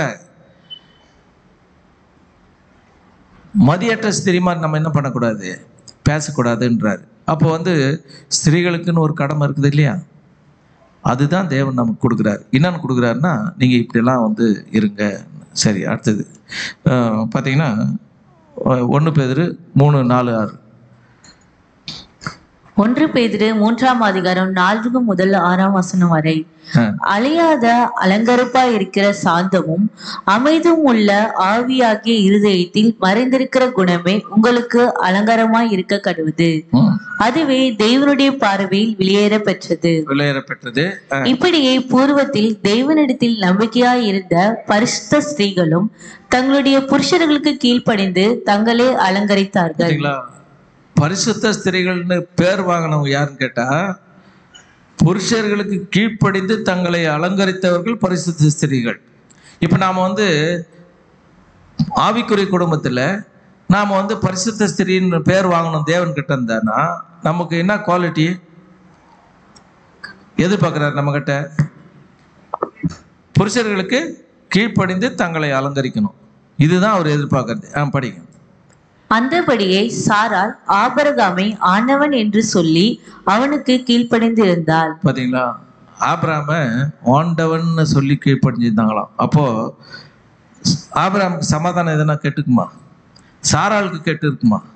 அப்போ ஏன் தெய்வீக சமாதானம் அவங்களுக்குள்ள இருந்துச்சுன்னா 2 பேருக்குள்ள இருந்த அந்த உறவு முறை, ஆண்டவன் கூப்பிடுற அளவுக்கு இவர் நடந்துக்கிறார், கேரக்டர் காமிச்சுக்கிறாரு.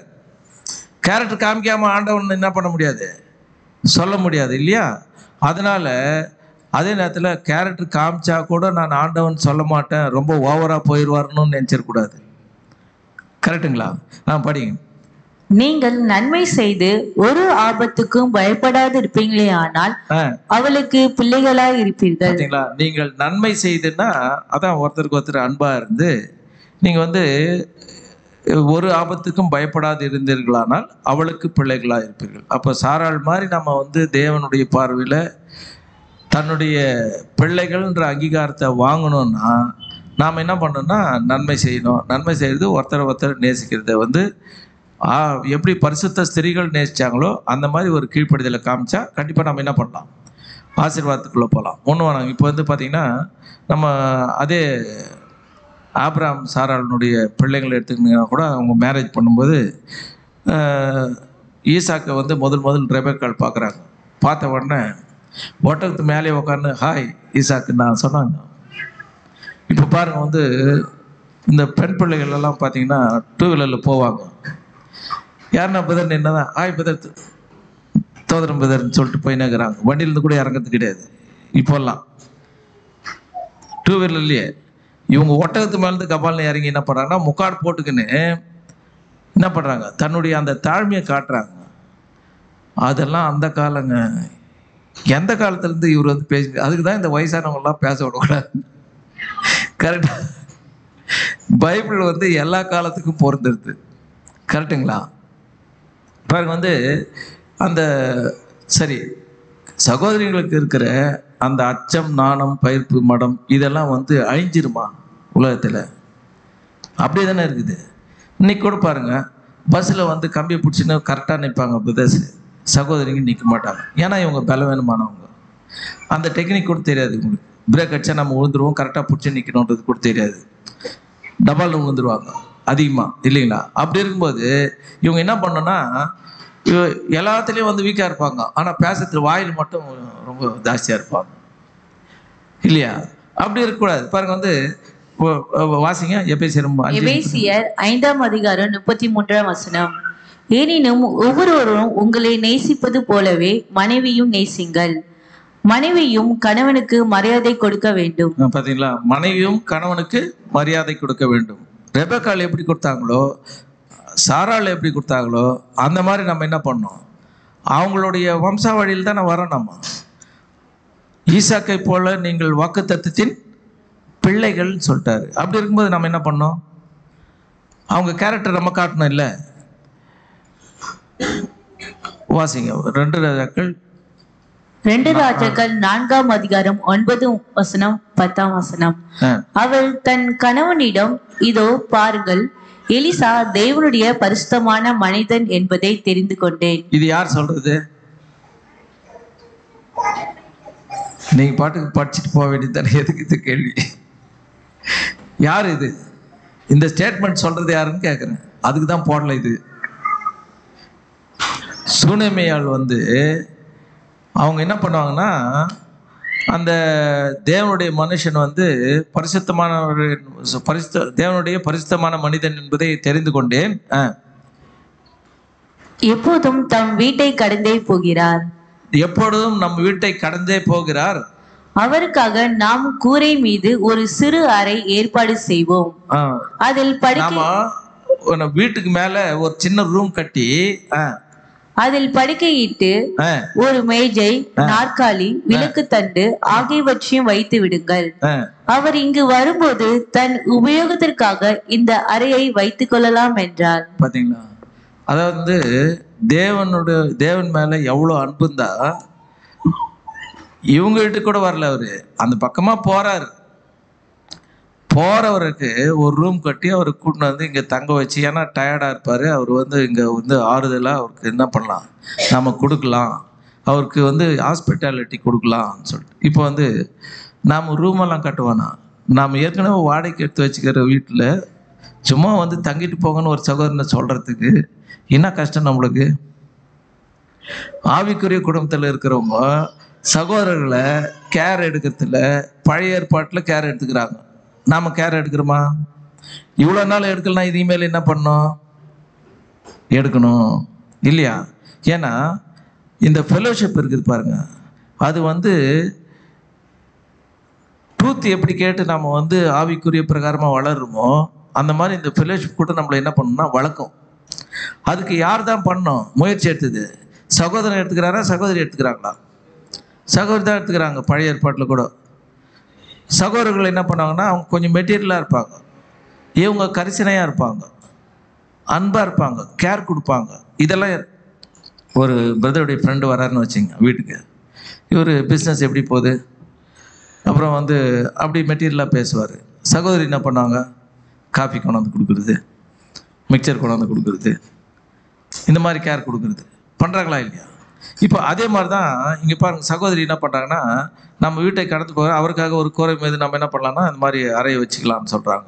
அப்போது ஒரு சகோதரி, பரிசுத்த சகோதரினா ஆவிக்குரிய குடும்பத்தில் இருக்கிறவங்க என்ன மாதிரி கேரக்டர் இருக்கணும்னா, பழைய ஏற்பாட்டில் நம்மளுக்கு எக்ஸாம்பிள் காட்டுகிறவருடைய வாழ்க்கையை நம்ம என்ன பண்ணோம், வாழறதுக்கு ட்ரை பண்ணோம். பாருங்க வந்து வாசிங்க. நம்மிடத்தில் வரும்போது அங்கே தங்கலாம் என்றால் தன் மனைவியை காட்டிலும் இக்கணவன் மதத்திற்கடுத்த விஷயத்தில் சற்று குறைபட்டவராக இருப்பினும் மற்ற சில காரியங்களிலும் கனம் பொருந்திய நிலையில் குறைவுபட்டு இருப்பினும் மனைவிக்குரிய விதத்திலும் தகுதியான விதத்திலும் கேட்கப்பட்ட மரியாதையுடன் கூடிய அவளது இந்த வேண்டுகோளானது கணவனை இணங்க செய்தது. பாத்தீங்களா, அவருக்கு வந்து மத சம்பந்தமான காரியத்துல வீக்கா இருந்தாலையும் மரியாதையோட இவங்க வந்து கேட்டது வந்து அவரை வந்து பர்மிஷன் கொடுக்கறதுக்கு அவரை தூண்டிடுச்சான் மற்றும் இதை நிறைவேற்றவும் செய்தார். இந்த ஸ்திரீயின் கனம் பொருந்திய நிலைமையானது தன் சொந்த கணவனுடன் அவள் நடந்து கொண்ட விஷயத்தில் வெளிப்பட்டது என்று நாம் சொல்லலாம். பாத்தீங்களா, இந்த மாதிரி நம்ம இருக்க முடியுமா, முடியாதா? சகோதரிகள் இருக்கலாம் இல்ல, ஒருவேளை கணவனுக்கு வந்து அந்த மைண்ட் இல்லாம இருக்கலாம். நாம என்ன பண்ணலாம், அதை சொல்லி மற்றதுக்கெல்லாம் அட்வைஸ் பண்ணுவோம், ஆனா நல்லதுக்கு பண்ண மாட்டோம். நல்லதுக்கு பண்ணிட்டு மற்றதுக்கெல்லாம் நிறுத்திட்டா ஈஸியா ஜீவனுக்கு போயிடலாம். அதனால்தான் ஆவிக்குரிய குடும்பத்துல மனைவியினுடைய கடமை என்னன்னா, இந்த மாதிரி எல்லாம் கேர் கொடுக்குற விஷயத்தெல்லாம் யார் தான் பண்ணோம், அவங்களுக்கு தான் இது வரும். படிங்க. ஒருவேளை கணவன் மற்றும் மனைவியாக இருவரில் மனைவி வெளிப்பட்டது என்று நாம் சொல்லலாம். ஒருவேளை கணவன் மற்றும் மனைவியாக இருவரில் மனைவி தன்னை கன பொருந்தியலாக உணர்வலானால் இப்படிப்பட்ட ஸ்திரீகளில் எத்தனை பேர் திவ்ய நியமத்தின்படி குடும்பத்தின் தலைவனாய் இருக்கும் கணவனுடன் மதத்துக்கடுத்த வேலைகளும் அன்பு பாராட்டுகிற வேலையிலும் கணவனிடம் அதிகாரத்துடன் கேட்டுக்கொள்வதற்கு பதிலாக அவருடன் கலந்து ஆலோசிப்பதும் ஒத்துழைப்பு கொடுக்கும்படியாக அவரிடம் வேண்டிக் கொள்வதும் ஏற்ற காரியங்கள் என்பதை முற்றிலும் மறந்து போய் விடுகின்றன. பாத்தீங்களா, அதாவது வந்து அதிகாரத்தோட நம்ம கேட்காம அவர்கிட்ட அன்பா ஆலோசனை பண்ணோன்றத மறந்துடுறாங்களாம்.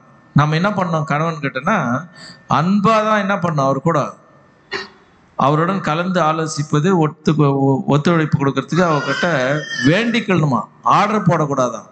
அப்போ அவர் ரெக்வஸ்ட் பண்ணி கேட்கும்போது ஏங்க இந்த மாதிரி பண்ணலாங்கன்னு சொல்லும்போது அவர் என்ன பண்ணுவார், ஏங்க இதை பண்ணுங்கன்றதுக்கும் பண்ணலாமான்னு கேட்கறதுக்கும் நிறைய டிஃபரன்ஸ் இருக்குது. அதை தான் பண்ண சொல்றாரு. படிங்க. தன்னடக்கம் மற்றும் தாழ்மை என்பவைகளே புருஷன் மற்றும் ஸ்திரீ ஆகிய இருவரிலும் கன பொருந்திய நிலைமை காணப்படுவதற்கான உண்மையான அடையாளமாகும். பாத்தீங்களா, தன்னடக்கம் மற்றும் தாழ்மை என்பவைகளே புருஷன் மற்றும் ஸ்திரீ ஆகிய இருவரிலும் கனம் பொருந்திய நிலைமை காணப்படுவதற்கான உண்மையான அடையாளங்கள். இந்த அடையாளத்தை தான் நான் தேவன் வந்து ஆவிக்குரிய குடும்பத்துல சகோதரிகளுக்கு இருக்கணும்னு சொல்றாரு. அது மட்டும் இல்லை, வாசிக்கலாம். ஸ்திரீ ஆனவளின் விசேஷ வேலையானது பொதுவாகவே அவளை எல்லைக்குட்படுத்துவதற்கான எல்லைக்குள்ளாகவே அவளது விசேஷித்த உதவும் தன்மைகள் செயல்படுகின்றன. விசேஷித்த உதவும் தன்மைகள் யார் கிட்ட சகோதரி கிட்ட தான் இருக்குது, சகோதரர்கள் கிட்ட குறைவு. அதாவது மனைவியாக, தாயாக, சகோதரியாக, தோழியாக அவள் வீட்டிலும் பள்ளி அறைகளிலும் மத ரீதியான வாழ்க்கையில் சமூக ரீதியான வாழ்க்கையில் இயல்பாகவே அவளுடையதாகிடும் கடமைகளிலும் மற்றும் அப்போது தொழில் சார்ந்த பகுதிகளிலும் செயல்படுகின்றாள். போதும். பார்த்தீங்கன்னா ஒரு சகோதரி என்ன பண்ணுவாங்களோ அவங்களுக்கு இருக்கிற பாருங்க பொசிஷனு, மனைவியாக, தாயாக, சகோதரியாக, தோழியாக, அவள் வீட்டிலும் பள்ளி அறையிலும் மத ரீதியான வாழ்க்கையிலும் சமூக ரீதியான வாழ்க்கையிலும் இயல்பாகவே அவருடையதாகிவிடும் கடமைகளிலும் மற்றும் அவ்வப்போது தொழில் சார்ந்த பகுதிகளும் செயல்படுகிறாள். இவ்வளோ பொறுப்பும் இருக்குதுன்னும் போது அதை தேவனுக்கு எது பிரியமோ அந்த மாதிரி அந்த பிரியத்துல தான் இவங்க அதை ஆக்ஷன் எடுக்கணுமே தவிர சுயநலத்திலையோ இல்லை அதிகாரத்திலையோ எதையும் என்ன பண்ணக்கூடாது, சூனமையல் பண்ண மாதிரி நம்ம என்ன பண்ணோன்றாரு. அப்போ இவ்வளோ பொசிஷன் இருக்குது ஒரு சகோதரிக்கு. மனைவியாக இருக்கிறாங்க, தாயாக இருக்கிறாங்க, சகோதரியாக இருக்காங்க, தோழியாக இருக்காங்க. பாருங்க அவங்க வீட்லேயும் சரி, பள்ளி அறையிலும் சரி, மத ரீதியிலும் சரி, வாழ்க்கையிலும் சரி, சமூக ரீதியிலையும் எல்லாத்துலேயுமே அவங்களுக்கு பொறுப்புன்ற இருக்குதுன்றத ரொம்ப அந்த ஆவிக்குரிய குடும்பத்துக்கு ஏற்ற மாதிரி அந்த குணலட்சணத்தில் அவங்க அதை லீட் பண்ணோம். பாருங்க வாசிங்க.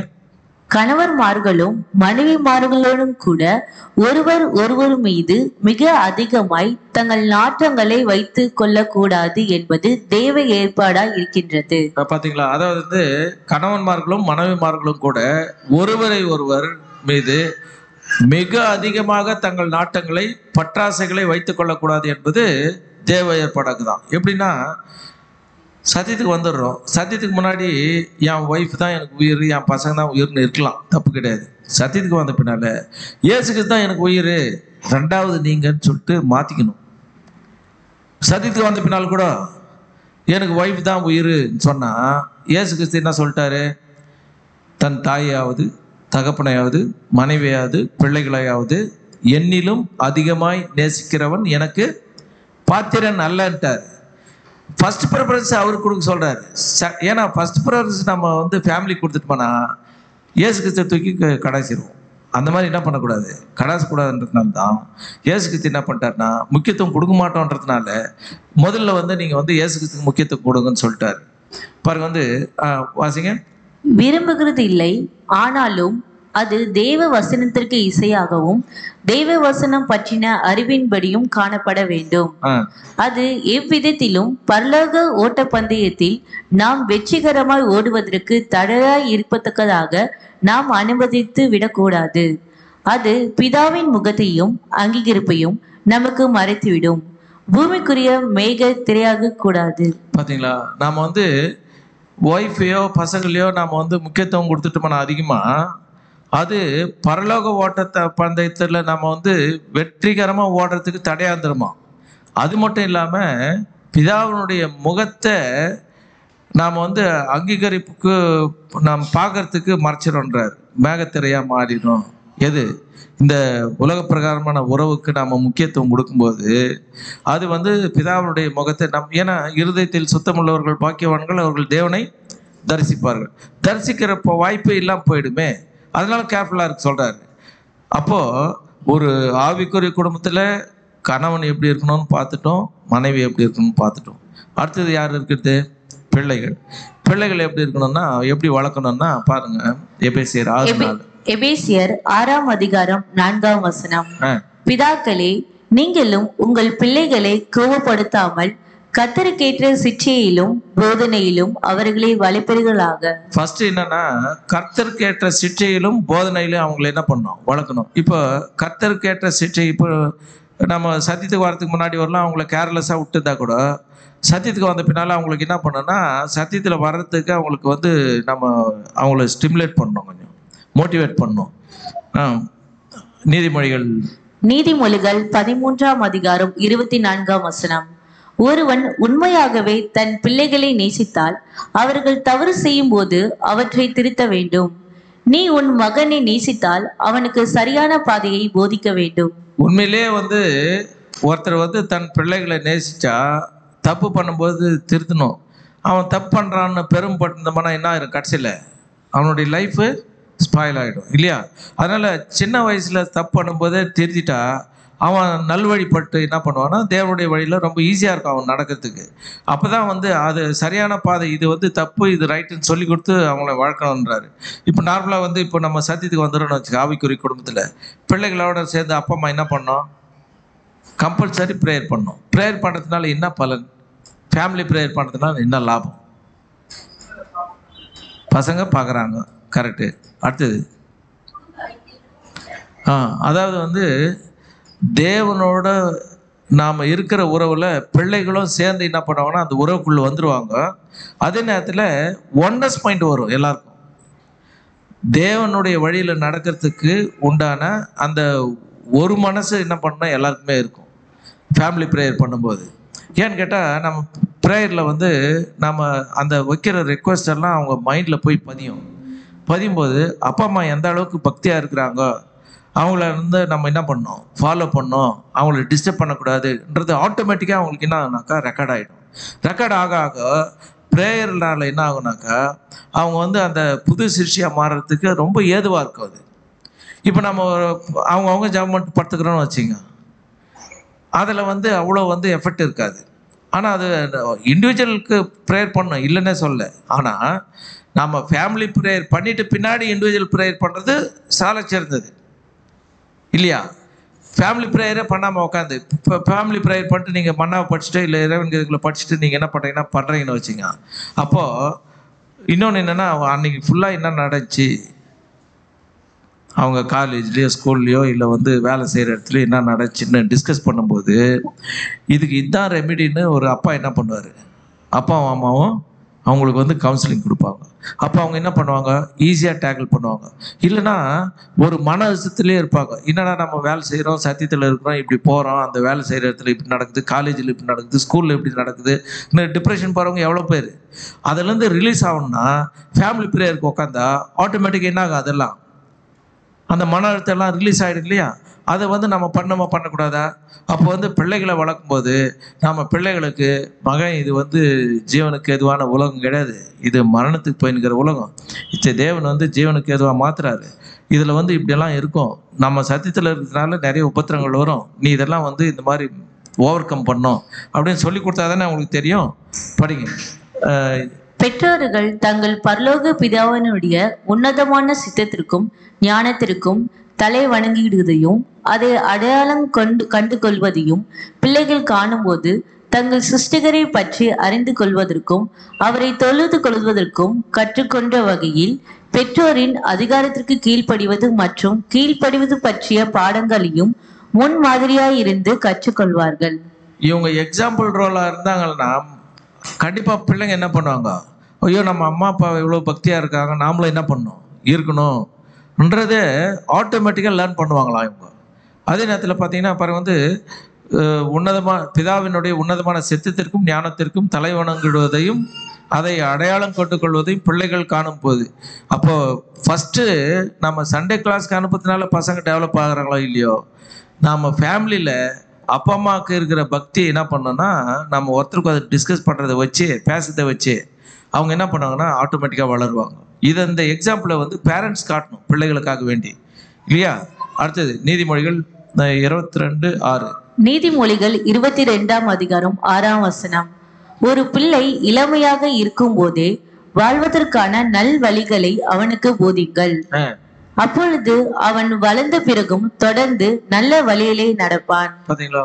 ஒரு பிள்ளை இளமையாக இருக்கும் போதே வாழ்வதற்கான நல்ல வழிகளை அவனுக்கு போதியுங்கள். நம்ம பேரண்ட்ஸ் எடுத்துக்கிட்டீங்கன்னா இப்போ பையனை டூத்துக்கு கூட்டினுவாங்கன்னு சொல்கிறோன்னு வச்சுங்க, புதுசாக பேசிக் கேட்டு வராங்க, பையன் வந்து ஒரு 8th 9th படிப்பான். அவனை சொன்னால் அவன் சின்ன பையன், அவனுக்கெல்லாம் ஒன்றும் புரியாது, அவன் நல்லா வளர்ந்துட்டு என்ன பண்ணிட்டான் சத்தியத்துக்கு வரட்டும் சொல்லுவாங்க சாதாரணமாக. யோசித்து பாருங்க, யூகேஜி எல்கேஜியில் தூக்க முடியாத அளவுக்கு புக்கை தூக்கின்னு போகிறான் பையன், போகிறானா இல்லையா? படித்து அதில் புரிஞ்சுக்கிறான். ஃபஸ்ட் ஸ்டாண்டர்ட் செகண்ட் 5th வரும்போது பார்த்தீங்கன்னா நிறைய படிக்கிறான். அவ்வளோ படிக்கிற பையனுக்கு பைபிள் புரியாதான். இது யார்கிட்ட இருக்குது ஃபால்ட்டு? பையன் கட்டுக்குதா நம்ம கட்டுக்குதா? நம்ம பேரண்ட்ஸ் கிட்ட தாங்க. பேரண்ட்ஸ் என்ன பண்ணணும்னா 6 புக்கை படிக்கிற பையனுக்கு இந்த ஒரு புக்கு பைபிளில் சொல்லி கொடுக்கறதுனால அவன் ஒன்றும் என்ன பண்ண மாட்டான், கேப்பபிலிட்டி இல்லாமல் போயிட மாட்டான்றது நம்மளுக்கு தெரியணும். நம்மளுக்கு என்னென்னா உலக பிரகாரமாக முன்னேற்றன்ற மைண்ட் இருக்குமே தவிர, பாருங்க வந்து இஸ்ரேல் ஜனங்க 12 வயசில் நியாயப்பிரமாணத்தின் குமாரனா மாற்றிடுவாங்களாம். அப்படின்னா நியாயப்பிரமாண சட்டத்திட்டங்களெல்லாம் சொல்லி கொடுத்து அவங்க நியாயப்பிரமாணத்தின் குமாரன் சொல்லிட்டு வளர்த்துருவாங்களா அவங்கள? இப்போ நம்ம 12 வயசுக்குள்ள அப்போ என்ன பண்ணோம்? அன்பின் குமாரன், அன்பின் பிரமாணத்தில் அவங்கள வளர்த்துடணும். சுவிசேஷத்தை 12 வயசுல சப்ஜெக்ட் எடுக்கிற மாதிரி சொல்லி கொடுக்கணும். நம்ம அந்த அளவுக்கு நம்ம பசங்களை வளர்க்கணும் நியாயமா பார்த்தா.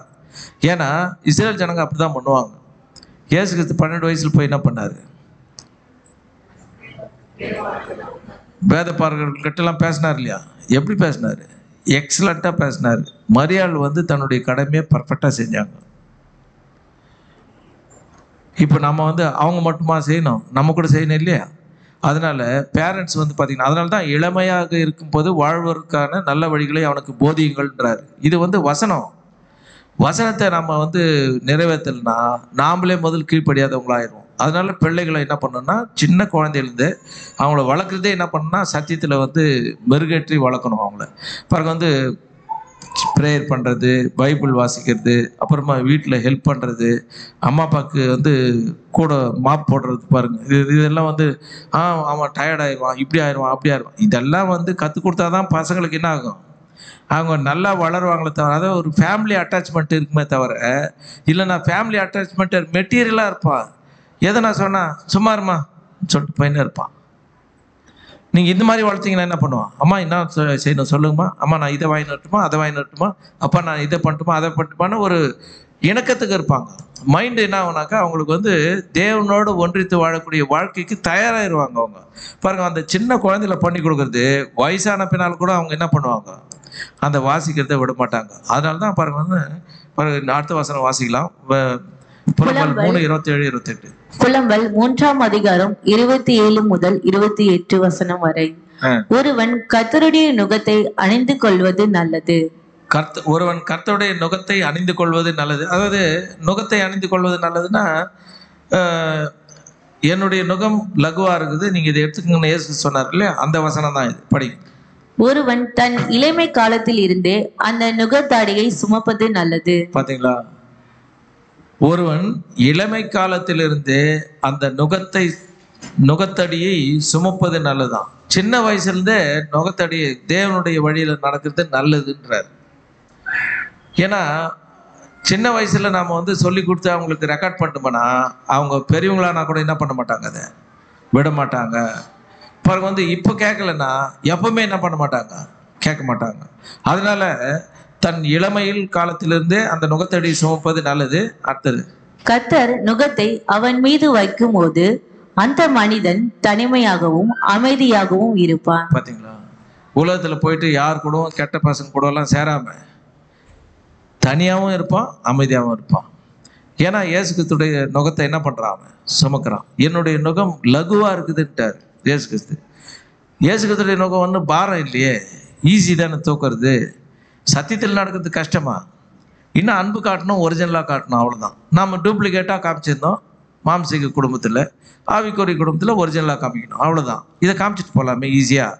பாருங்க வந்து அவங்களுக்கு பிள்ளைங்களுக்கு எப்படி அட்வைஸ் பண்ணோன்னா, அவங்க வீட்டில் இருக்கும்போது அவங்களுக்கு நம்ம பேசுகிறோமே பேச்சு, அதெல்லாம் வந்து மற்றவங்கள பற்றி பேசும்போது பாசிட்டிவாக பேசணும். நெகட்டிவாக பேசினா ரெக்கார்ட் ஆகிட்டு அவங்கள என்ன பண்ணுவோன்னா நெகட்டிவாக பார்த்து இவங்களுக்கு வந்து அவங்க மேலே ஒரு நல்ல அபிப்பிராயமே ஒரு நல்ல இம்ப்ரெஷன் வராது. பாருங்க வந்து 1 தீமோத்தேயு 5:2. 1 தீமோத்தேயு 5ஆம் அதிகாரம் 2ஆம் வசனம். முதிர் வயதுள்ள ஸ்திரீகளை தாய்களை போலவும் பாலிய ஸ்திரீகளை எல்லா கற்புடன் சகோதரை போலவும் பாவித்து புத்தி சொல்லு. பாத்தீங்களா? அப்போ வந்து இந்த மாதிரி அட்வைஸ் பண்ணோம் நம்ம ஒவ்வொரு பிள்ளைக்கும். 2 தீமோத்தேயு 2:22. 2 தீமோத்தேயு 2ஆம் அதிகாரம் 22ஆம் வசனம். அன்றியும் பாலியத்துக்குரிய இச்சைகளுக்கு நீ விலகியோடு சுத்த இருதயத்தோட கர்த்தரை தொழுது கொள்கிறவனுடனே நீதியையும் விசுவாசத்தையும் அன்பையும் சமாதானத்தையும் அடையும்படி நாடு. பாத்தீங்களா? அப்போஸ்தலர் பவுல் வந்து தீமோத்தேயுக்கு அட்வைஸ் பண்ணும்போது இதுதான் பண்ணுவார். பாலியத்துக்குரிய இச்சைகளுக்கு நீ விலகியோடு. ஏன்னா யூத் ஸ்டேஜில் வந்து அவங்களுக்கு வந்து நிறைய இச்சைகள் வரும். அந்த இச்சைகளெல்லாம் வந்து நீ நான் ஓவர் கம் பண்ணோன்னு சொல்லிட்டு அட்வைஸ் பண்ணுறாரு. அப்போது அது விலகியோடி சுத்த இருதயத்தோடு கர்த்தரை தொழுது கொள்ளுவர்களுடனே. அப்போ யாரெல்லாம் வந்து எக்லிஷியாவில் வந்து தேவனை தொழுதுகிறாங்களோ அவங்க கூட சேர்ந்து நீதியையும் விசுவாசத்தையும் அன்பையும் சமாதானத்தையும் அடையும்படி நாடுன்னு அவங்களுக்கு அட்வைஸ் பண்ணுமா. பாருங்க வந்து இப்போ நம்ம பிள்ளை இருக்குது, ஆதாம் வந்து படித்தார். தேவன் படிச்சிட்ட பின்னாடி இதன் நிமித்தம் தாயின் தகப்பனையும் விட்டு பிரிந்த மனைவியோடு இசைந்து இருப்பான். நாம் கூட்டு குடும்பமாக இருக்கிறோம்னு சொல்லிட்டு சமாதானமாக இல்லாமல் இருக்கிறத விட மனைவியோடு இசைந்து இருப்பான்னாக்கா, இப்போ நம்ம வந்து எப்படி நம்ம ஒய்ஃப் கூட இசைந்து இருக்கணும், அப்பா அம்மா கூட இருக்கக்கூடாதுன்னு நம்ம நினைக்கிறோமோ அதே மாதிரி அவங்களும் என்ன பண்ணோம், நம்ம நல்லா இருக்கிற வரல அவங்க இருக்கட்டும். நமக்கு இப்போ எதனா ஒரு வீக் ஆகிட்டா அவங்க என்ன பண்ண போகிறாங்க, கேர் கொடுக்க போகிறாங்க. ஏன்னா நம்ம அந்த மாதிரி தானே வளர்க்குறோம். சத்தியத்தில் வளர்க்குறவங்க எதனா ஒரு சிக்கினா உடனே ஓடி அந்த வந்து ஹெல்ப் பண்ணுவாங்களா, பண்ண மாட்டாங்களா? அதுவும்னா ஆவிக்குரிய குடும்பத்தில் எல்லாருமே ஹெல்ப் பண்ணுவாங்களே. நாம் வந்து உலகத்தில் இருக்கும்போது தான் என்ன பண்ணோம், என்னை கவனிக்கிறதுக்கு தான் என் பசங்கன்னு இது பண்ண. ஆனால் பசங்க இதுவரையிலும் கவனிச்சது கிடையாது. அது வேறு, இவங்களுடைய மோட்டிவேஷன் தான் அந்த மாதிரி, யாருமே கவனிக்கிறதில்லை. ஆனால் ஆவிக்குரிய குடும்பத்தில் பார்த்தீங்கன்னா அந்த நீதி விசுவாசம் அன்பு சமாதானத்தை நாடுறவங்க ஒருத்தருக்கு ஒருத்தர் அன்பாக இருப்பாங்க. அதனால் நம்ம எதை பற்றியும் கேர் பண்ண வேண்டிய அவசியம் இல்லை. பசங்களை அந்த மாதிரி நம்ம ஸ்டிமுலேட் பண்ணி வளர்க்கணும்.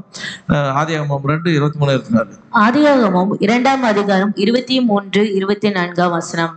அப்பொழுது ஆதாம், இவள் என் எலும்பில் எலும்பிலும் என் மாம்சத்தில் மாம்சமாய் இருக்கிறாள், இவள் மனுஷனில் எடுக்கப்பட்டபடியினால் மனுஷி எனப்படுவாள் என்றான். இதன் நிமித்தம் புருஷன் தன் தகப்பனையும் தன் தாயையும் விட்டு தன் மனைவியோடு இசைந்திருப்பான், அவர்கள் ஒரே மாம்சமா இருப்பார்கள். பாத்தீங்களா, ஒரே மாம்சமா இருப்பார்கள். அப்போ வந்து ஒரு ஹஸ்பண்ட் ஒய்ஃப் எப்படி இருக்குன்னா, இந்த தேவனுடைய நீதியின் அடிப்படையில் அவங்களுடைய இணக்கம் இருக்கணும்.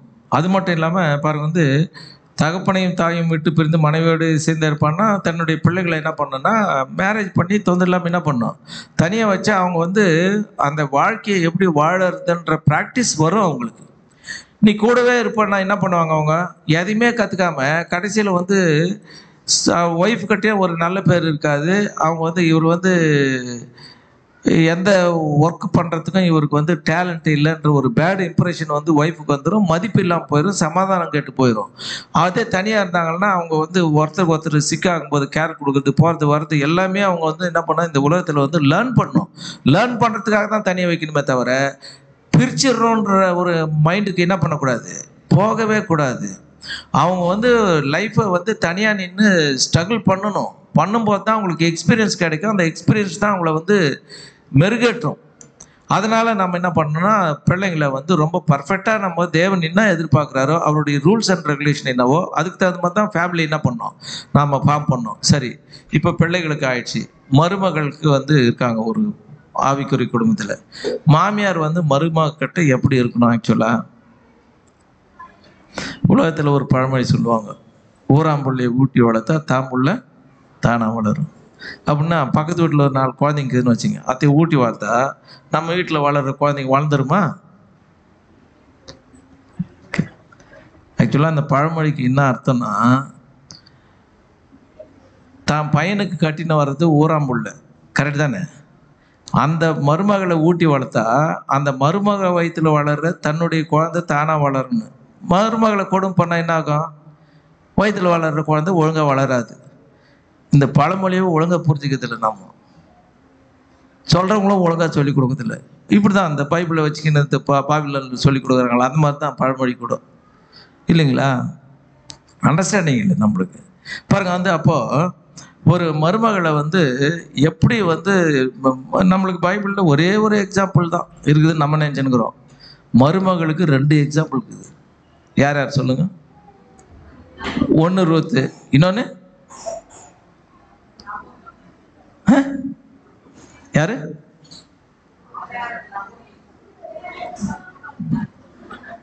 நொகோமி. ரூத்து தான் மாமியார் மருமக. சரி, வாசிங்க. ரூத் 1:16. ரூத் 1ஆம் அதிகாரம் 16ஆம் வசனம். அதற்கு ரூத், நான் உம்மை பின்பற்றாமல் உம்மை விட்டு திரும்பி போவதை குறித்து என்னோட பேச வேண்டாம். என்ன கண்டிஷன்? ஹஸ்பண்ட் செத்துறாரு, மாமியார் காட்டின கேரக்டரை பேஸ் பண்ணி அந்த அம்மா சொல்லுது ரூத், என்னன்னு, உம்மை பின்பற்றாமல் நீ எப்படி தேவனுக்கு கீழ்ப்படுறியோ அந்த மாதிரி நான் கீழ்ப்படிவேன். எனக்கு ஹஸ்பண்ட் முக்கியம் கிடையாது, தேவன் தான் முக்கியம். மருமகளுடைய கேரக்டர் பாத்தீங்களா எங்க நிக்குதுன்னு? படிங்க. நீர் போகும் இடத்திற்கு நானும் வருவேன், நீர் தங்கும் இடத்திலே நானும் தங்குவேன். உம்முடைய ஜனம் என்னுடைய ஜனம், உம்முடைய தேவன் என்னுடைய தேவன். உன் ஃபேமிலி உனக்கு, என் ஃபேமிலி எனக்கு. இது எது? மாம்சக்கு குடும்பம். இப்போ ஒரு மேரேஜ் ஆனதும் ஒரு ஹஸ்பண்ட் ஒய்ஃப் இருக்கிறாங்கன்னு வச்சுங்க, அவங்க என்ன தெரியுமா பண்ணோம்? அப்பா உங்கள் ஃபேமிலி வந்தால் நான் கேர் கொடுக்குறேன், என் ஃபேமிலி வந்தால் நீங்கள் கேர் கொடுங்க. அப்போ தான் ஒரு இணக்கம் அதிகமாகும் நமக்குள்ள, அந்த உறவு முறை வந்து வலுப்படும் சொல்லணும். அது மாதிரி பண்ணுறோமா நம்ம? சகோதரியுடைய அப்பா அம்மா வந்தால் நல்லா கேர் கொடுக்குறது, சகோதரனுடைய அப்பா அம்மா வந்தாக்கா சரியாக கேர் கொடுக்குறதில்ல. இவர் அதே மாதிரி.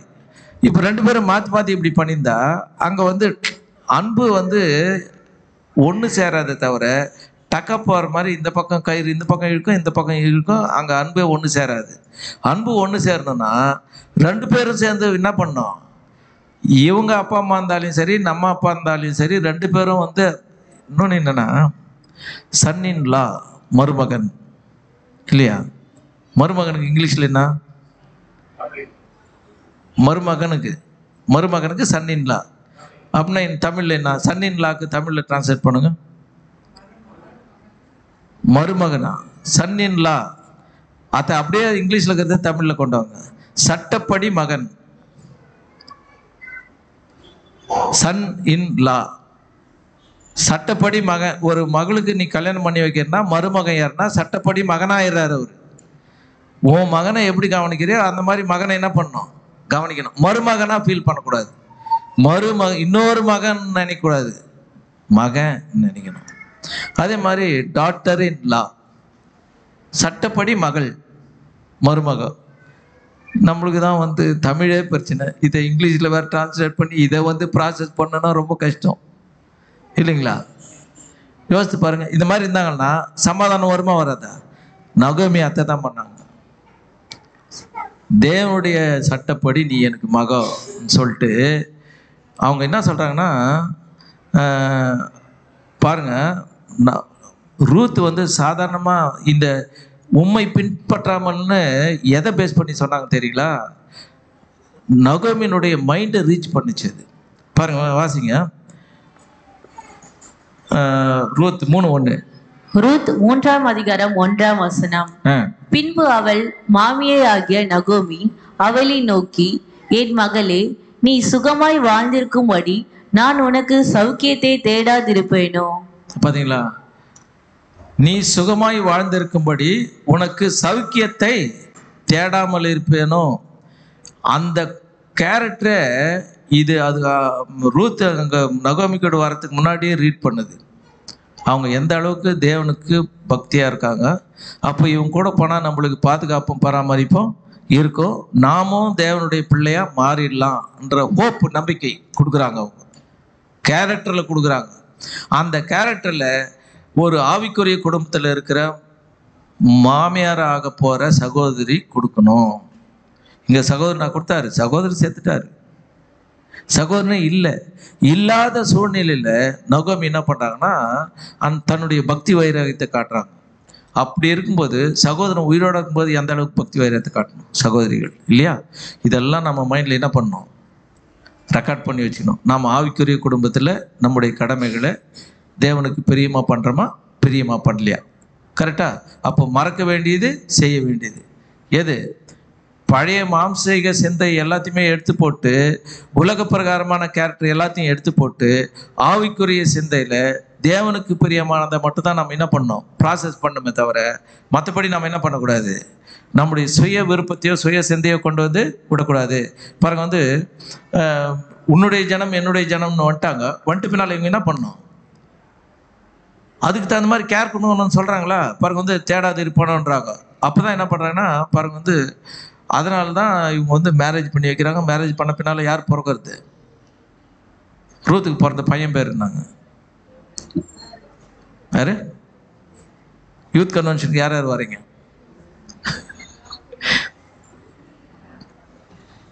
வாசிங்க பாருங்க. வந்து ரூத் 4:14-15.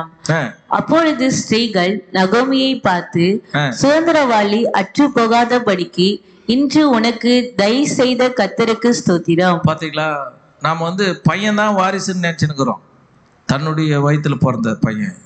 ஆனா போவாஸ் வந்து வேற ஒருத்தருடைய மகன். இந்த அம்மா அவனுடைய மகன் செத்துறாரு, மருமக வராங்க. இந்த மருமகளுக்கு பிறக்கிற குழந்தை சுதந்திரவாளியாம். யாருக்கு? நகோமிக்கு. படிங்க. அவன் இதுக்கெல்லாம் பிராட் மைண்ட் வேணும் அதை அக்செப்ட் பண்றதுக்கு. படிங்க. அவன் பேர் இஸ்ரவேலிலே பிரபலமாக கடவது. அவன் உன் ஆத்மாவுக்கு ஆறுதல் செய்கிறவனும் உன் முதிர் வயதிலே உன்னை ஆதரவுமாய் இருக்க கடவன். உன்னை சிநேகித்து 7 குமாரனை பார்க்கிலும் உனக்கு அருமையா இருக்கிற உன் மருமகள் அவனை பெற்றாளே என்றார்கள். 7 குமாரரை பார்க்கிலும். யார் இந்த 7 குமாரர்? 7 குமாரரை பார்க்கிலும் அருமையா இருக்கிற உன் மருமகள் அவனை பெற்றாளே.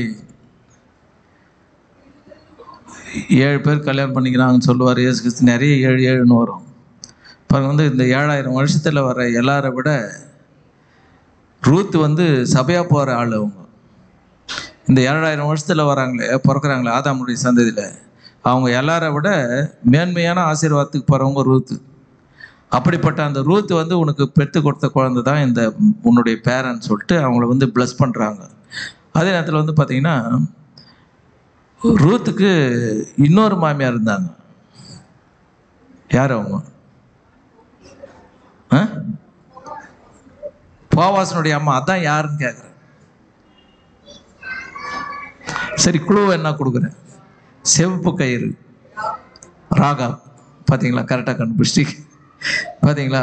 அப்போ வந்து ராகாப் எப்படியாப்பட்டவங்க? ரூத்துக்கு கிடைச்ச 2 பேருமே டாப் மோஸ்ட். 2 மாமியாருமே. ஒரு மாமியார் இப்படி, இன்னொரு மாமியார் பார்த்தீங்கன்னா பாருங்க வந்து அவங்க வேசி. ஆனால் அவங்க சொல்ற ஸ்டேட்மெண்ட் பாருங்க, வாசிங்க. யோசுவா 2ஆம் அதிகாரம் 9 முதல் 11ஆம் வசனம் வரை. கர்த்தர் உங்களுக்கு தேசத்தை ஒப்பு கொடுத்தார் என்றும் உங்களை பற்றி உங்களுக்கு திகில் பிடித்திருக்கிறது என்றும், உங்களை பற்றி எங்களுக்கு திகில் பிடித்திருக்கிறது என்றும், உங்களை குறித்து தேசத்து குடிகள் எல்லாரும் சோர்ந்து போனார்கள் என்றும் அறிவேன். பாத்தீங்களா, எல்லாரும் சுஸ்தாயிட்டாங்கன்னு எனக்கு தெரியும் சொல்றாரு. அவங்க தேவனை பத்தி கேள்விப்பட்டு. நீங்கள் எகிப்தில் இருந்து புறப்பட்ட போது கர்த்தர் உங்களுக்கு முன்பாக சிவந்த சமுத்திரத்தின் தண்ணீரை வற்றி போக பண்ணினதையும், நீங்கள் யோர்தானுக்கு அப்புறத்தில் சங்காரம் பண்ணின எமோரியரின் 2 ராஜாக்களாகிய சீகேனுக்கும் ஓகுக்கும் செய்ததையும் கேள்விப்பட்டோம். இது வாட்ஸ்அப்ல, போன்ல, அப்புறம் எதில் கேள்விப்பட்டாங்களாம்? எவ்வளோ ஃபெசிலிட்டி இருக்குது நம்மளுக்கு, எவ்வளோ மெசேஜ் கிடைக்குது நம்மளுக்கு. ஆனால் தகவல் தொடர்பே இல்லாத நேரத்தில் இவங்க எங்கே இருக்கிறாங்க? ராகாப்பு. இது நடந்தது எங்கே? எகிப்தில். பாருங்க வந்து அப்போ அந்த கம்யூனிகேஷன் எப்படி இருந்துக்குது பாருங்க, ஒருத்தருக்கு ஒருத்தர். படிங்க. கேள்விப்பட்ட போது எங்கள் இருதயம் கரைந்து போயிற்று, உங்களாலே எல்லாருடைய தைரியமும் அற்று போயிற்று. எங்களுக்கு தைரியமே போயிடுச்சுன்றாங்க. உங்களை ஆப்போசிட் பண்ற தைரியம் எங்களுக்கு 100% இல்லைன்றாங்க. உங்கள் தேவனாகிய கர்த்தரோ உயர வானத்திலும் கீழே பூமியிலும் தேவனானவர். ஒரு வேசி கொடுத்த ஸ்டேட்மெண்ட்ல அவங்க வந்து ஸ்டேட்மெண்ட் கொடுத்துட்டு அவங்களுக்கு பாதுகாப்பு கொடுத்து அமிச்சதுனால அவங்க ஃபேமிலிக்கே என்ன கிடைக்குது? பாதுகாப்பு கிடைக்குது. இப்போ வாசிங்க. யோசுவா 2ஆம் அதிகாரம் 9 முதல் 11ஆம் வசனம். இப்பொழுது நான் உங்களுக்கு தயவு செய்தபடியினால் நீங்களும் எங்கள் தகப்பன் குடும்பத்திற்கு தயவு செய்வோம். பாத்தீங்களா, நோவா எப்படி தன்னுடைய குடும்பத்தை காப்பாத்தினாரோ அந்த மாதிரி ராகாப் என்ன பண்றாங்க? தன்னுடைய குடும்பத்தை தன்னுடைய ஞானத்தினாலையும் தேவன் மேல இந்த பக்தி வைராகியத்தினாலையும் தன்னோட குடும்பத்தை என்ன பண்றாங்கன்னா காப்பாத்துறாங்க. இப்படியாப்பட்டவங்க தான் ரூத்துக்கு மருமகளா மாமியார் ஆகுறாங்க. இவங்களும் மாமியார் தான், அவங்களும் நகோமி மாமியார் தான். 2 பேருமே வந்து பாத்தீங்கன்னா பக்தி வைராகியத்துல டாப் மோஸ்ட்.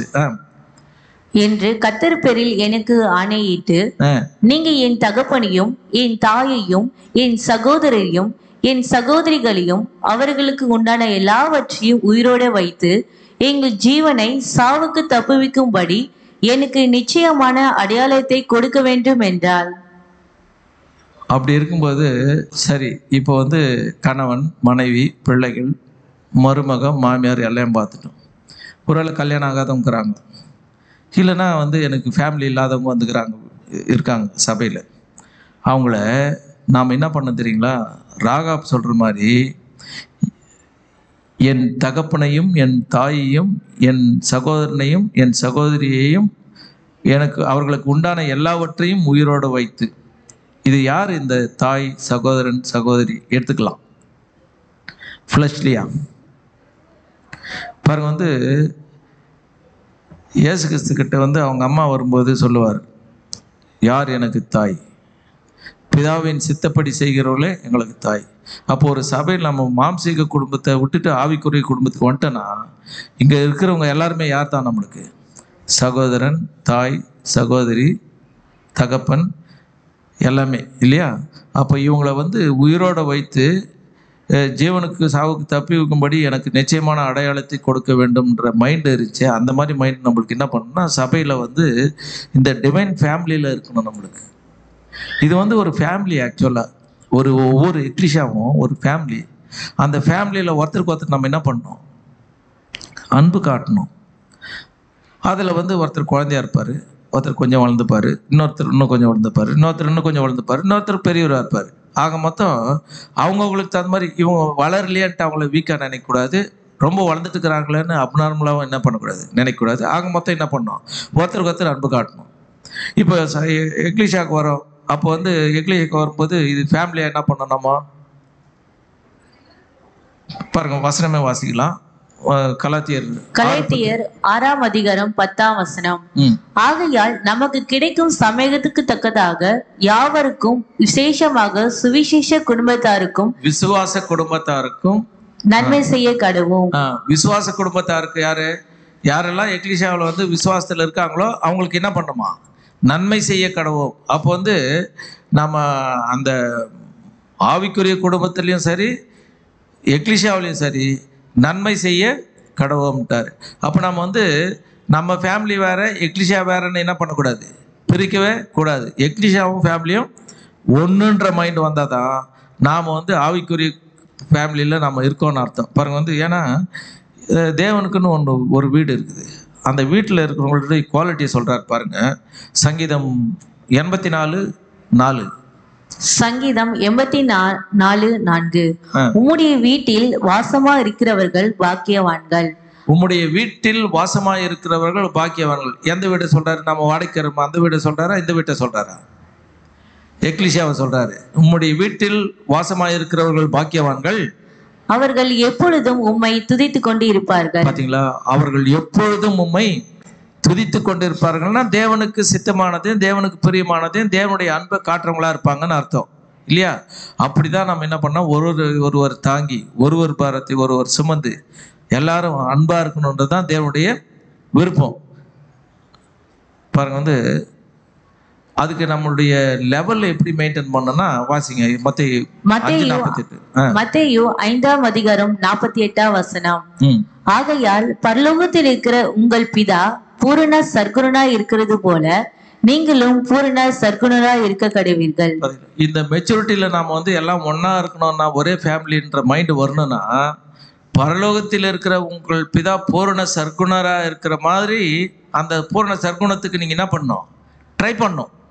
பண்ணாதான் அது என்ன ஆகுனாக்கா, உங்களுக்கு வந்து அந்த அன்பை வந்து நம்ம ஸ்ப்ரெட் பண்ண முடியும். இல்லைன்னா அன்பை என்ன பண்ண முடியாது? ஸ்ப்ரெட் பண்ண முடியாது. பாருங்க வந்து வாசிங்க. 1 பேதுரு 2ஆம் அதிகாரம் 12ஆம் வசனம். தேவனிடம் நம்பிக்கையற்ற மக்கள் உங்களை சுற்றிலும் வாழ்ந்து கொண்டு இருக்கிறார்கள். பாருங்க வந்து, சத்தியத்தில் நம்ம இருக்கிறோம், நிறைய பேர் சத்தியத்தில் இல்லாதவங்க நம்மளை சுத்தி இருக்காங்க. நீங்கள் தவறு செய்கிறீர்கள் என்று இம்மக்கள் கூறக்கூடும். நாம எதுனா தப்பு பண்ணிட்டோம்னா தவறு செய்கிறவர்கள் என்று மக்கள் கூறக்கூடும். எனவே நல் வாழ்க்கை வாழுங்கள். அதனால நம்ம என்ன பண்ணா, தவறே செய்யாத அளவுக்கு நம்ம வாழ்க்கையை வாழணுமா, நல்ல வாழ்க்கை. அப்பொழுது அவர்கள் உங்கள் நற்செய்கைகளை காண்பார்கள். அவர் வரும் நாளில் அவர்கள் தேவனுக்கு மகிமையை கொடுப்பார்கள். அப்போ செகண்ட் பிரசன்ஸ்ல உயிர்த்ததில் தேவனுக்கு மகிமை கொடுப்பாங்க. உண்மையிலேயே இவங்கெல்லாம் தேவனுடைய பிள்ளைகளா வாழ்ந்தாங்கன்னு விட்னஸ் பண்ணுவாங்களாம். அந்த மாதிரி நம்ம என்ன பண்ணோம், வாழணும். அப்படி வாழறதுக்காக தான் தேவன் என்ன பண்ணிக்கிறாருன்னா ஆவிக்குரிய குடும்பத்தை நமக்கு கொடுத்துருக்காரு. அது மட்டும் இல்லாம வாசிங்க சங்கீதம் 101:2. சங்கீதம் 101:2. நான் கவனமாக பரிசுத்த வாழ்க்கை வாழுவேன், என் வீட்டில் நான் பரிசுத்த வாழ்க்கை வாழ்வேன். கர்த்தாவே, நீர் எப்பொழுதும் என்னிடம் வருவீர். நான் கவனமாக பாருங்க, கணவன் மனைவி பிள்ளைகள் அப்புறம் மருமக மாமியார் மேரேஜ் ஆகாதவங்க குடும்பம் இல்லாத வந்தவங்க எல்லாருக்கும் என்ன சொல்றேன்னா, நம்ம என்ன முடிவு பண்ணோன்னா, நான் கவனமாக பரிசுத்த வாழ்க்கை வாழ்வேன், என் வீட்டில் பரிசுத்த வாழ்க்கை வாழ்வேன். வீட்டில் ஸ்டார்ட் பண்ணாதான் எக்லீஷியாவுக்கு வரும். எக்லீஷியாவும் பரிசுத்த வாழ்க்கை என்ன ஆகும், ஃபார்ம் ஆகும். வாழ்க்கை வாழ்வேன். கர்த்தாவே, நீர் எப்பொழுது என்னிடத்தில் வருவீர். எப்போ வருவார்? பரிசுத்த வாழ்க்கை வாழ்ந்தா வருவார். நாம் வாழ்ந்து தேவன் நம்மிடம் சேர தேவன் தாமே கிருபை செய்வாராக. தேவன் தாமே இந்த வார்த்தைகளை ஆசீர்வதிப்பாராக. ஆமென்.